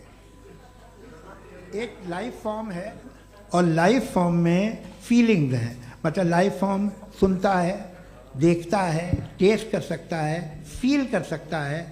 तो उसकी जो ये जो क्वालिटी इस बबल में आ गई है तो वो जानवर में भी है, इंसान में भी है। तो जाहिर है कि उसे कोई तकलीफ पहुंचेगी, तो चूंकि उसके पास वो सेंसिटिविटी है तो मैं करेगा। पत्थर में वो सेंसिटिविटी नहीं है। तो ये क्या सवाल हुआ कि अगर पत्थर को काटा तो पत्थर को तकलीफ नहीं होती, तो आपको काटे तो आपको क्यों तकलीफ हो? बैठ जाइए। जी हाँ अगला सवाल। हाँ पूछे जी जावेद अख्तर साहब। अरे भैया सब आप लोग मुफ्ती साहब को छोड़ रहे हैं, तो मेरे ही पीछे पड़े हैं क्या? फिर चलो बोलो भाई। You asked how God can exist when children die in Gaza. Huh? You asked how God can exist when children die in Gaza, and you also mentioned the rise of atheism in Europe. But the same events also are leading many atheists and non-believers to turn towards faith. How do you interpret this contradiction, where suffering pushes some away from God, yet brings others closer to belief? आपको एक बात बताऊं, दुनिया perfect तो कहीं भी नहीं है, हर जगह कुछ खामियां हैं। बेटा एक मिनट, आप ही को कहेंगे, देखो वो तो कुछ खामियां, कमज़ोरियां, खराबियां सब जगह है। लेकिन अगर देखोगे ईमानदारी से कि दुनिया सबसे ज़्यादा महज़ब कहाँ है, एक आम शहरी को कहाँ हुकूक हासिल हैं, वो बोल सकता है, अपनी मर्ज़ी से काम कर सकता है, अपनी मर्ज़ी से राय दे सकता है, हुकूमत के ख़िलाफ़ बोल सकता है, बरसरे इक़्तिदार लोगों के बारे में बोल सकता है, सरमायादारों के ख़िलाफ़ बोल सकता है। तो आपको ये स्कैंडिनेवियन कंट्रीज़ में मिलेगा, वेस्टर्न यूरोप में मिलेगा। मैं नहीं कह रहा वो परफेक्ट है, बिल्कुल नहीं, वहाँ बहुत ख़राबियाँ भी हैं, परफेक्ट तो कोई। लेकिन जिन जिन मुल्कों में, लैटिन अमेरिका देखो, गल्फ़ देखो, वहाँ पर आपको ये ज़रूर है कि रेप नहीं होते होंगे। रेप की ज़रूरत क्या है भाई? उसको तो ख़रीद लो, घर में रखो, सड़क पर रेप करने की क्या ज़रूरत है? मगर सुनिए, मगर हकीकत ये है कि वहाँ शख्सी आज़ादी राय देने की, बोलने की नहीं है। जी ये एक आखिरी सवाल मुफ्ती साहब से। हाँ मैम, इनको माइक दीजिए। शुक्रिया। मेरा नाम मनीषा है, मैं हरियाणा से आई हूँ। मैं मुफ्ती साहब से एक बात पूछना चाहती हूँ। आप बार बार जावेद साहब को कॉन्ट्राडिक्ट तो कर रहे हैं कि आपने ये कहा, लेकिन आप भी अजम्पशंस के बेसिस पे बात कर रहे हैं। आपने खुदा के होने का कौन सा प्रूफ पेश किया है, खुदा की एग्जिस्टेंस का? अब इस सवाल को अलग रहने दीजिए, कौन एथीस्ट है कौन नहीं है। और दूसरी बात जो आपने एक छोटी सी कही थी कि ये फ्री विल का इस्तेमाल करता है इंसान अपनी, लेकिन इस फ्री विल का इस्तेमाल में मतलब खुदा ने ये दे दी सबको ये इजाजत कि वो कितना घिनौनापन और कितने ज्यादा खराब से खराब तरीके इस्तेमाल कर सकता है। जवाब सुनते जी। आप फ्री विल को मानती है ना, या अब कहती है कि फ्री विल नहीं है ना? मानती है ना? तो अब आपके पास इसका कोई एक्सप्लेनेशन नहीं है कि अगर एक इंसान उस फ्री विल का इस्तेमाल करके गलत काम कर रहा है और बच के अच्छी जिंदगी गुजार के निकल जा रहा है, उसका कोई रिकम्पेंस नहीं है। हमारे वर्ल्ड व्यू में जो इंसान गलत काम कर रहा है उसको भी रिकम्पेंस यानी उसका बुरा बदला मिलना है, और जो सही काम कर रहा है उसको सही बदला मिलना है। लिहाजा जो फ्री विल है वो इस तरीके से है कि एक लिमिटेड टाइम तक खुदा ने मोहलत दी है। ऐसा नहीं कि छूट दे दी, जो करना है करते रहो हमेशा।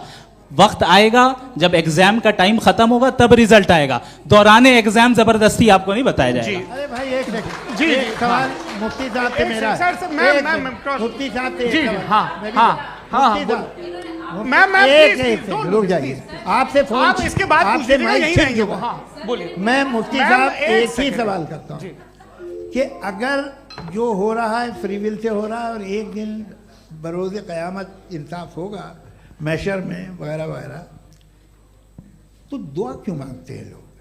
दुआ मांगते हैं इसके मतलब है अभी भी उसने ये डिपार्टमेंट रखा है कि मैं रोजमर्रा की जिंदगी में बिल्कुल बिल्कुल ही कैन। तो तुम कैन हो, तुम मुझे नौकरी दिला देते हो, मेरे बेटे को ग्रीन कार्ड दिला देते हो, और 45,000 बच्चे मरते हो उन्हें रोकते नहीं हो।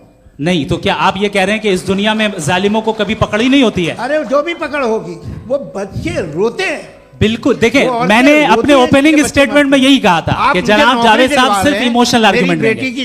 This is an emotional argument. ये छोटे मोटे इसके पीछे का रीजन मैंने बताया क्या है, देखिए इसके पीछे का रीजन क्या है मैंने बताया। मंच से आप लोगों को सज्जनों इसलिए कह रहा हूं ताकि थोड़ा सा आपके कॉन्शियंस पे जोर रहे कि आपको ऑर्डर बचा के रखना है। वक्त तय हुआ था, ये वक्त पूरा हुआ, आपने इतने धैर्यपूर्वक सुना, मैं आप सबका बहुत बहुत शुक्रगुजार हूं। यदि इन दोनों विद्वानों की इच्छा होगी तो कभी हम इस बातचीत का राउंड 2, राउंड 3, यही तो देखिए खूबी है इंसान की कि बहस मुबाहसे में वो पड़ा रहता है। आप लोगों ने बड़े धैर्य का परिचय दिया, बहुत बहुत शुक्रिया। इसी के साथ ये बातचीत यहाँ पे समाप्त होती है। आप लोग को मैं एक बात बता दूं, ये सारी बहस हो गई, अब मुफ्ती साहब और बड़े मुफ्ती साहब इन साथ के साथ मैं खाना खाने वाला हूँ।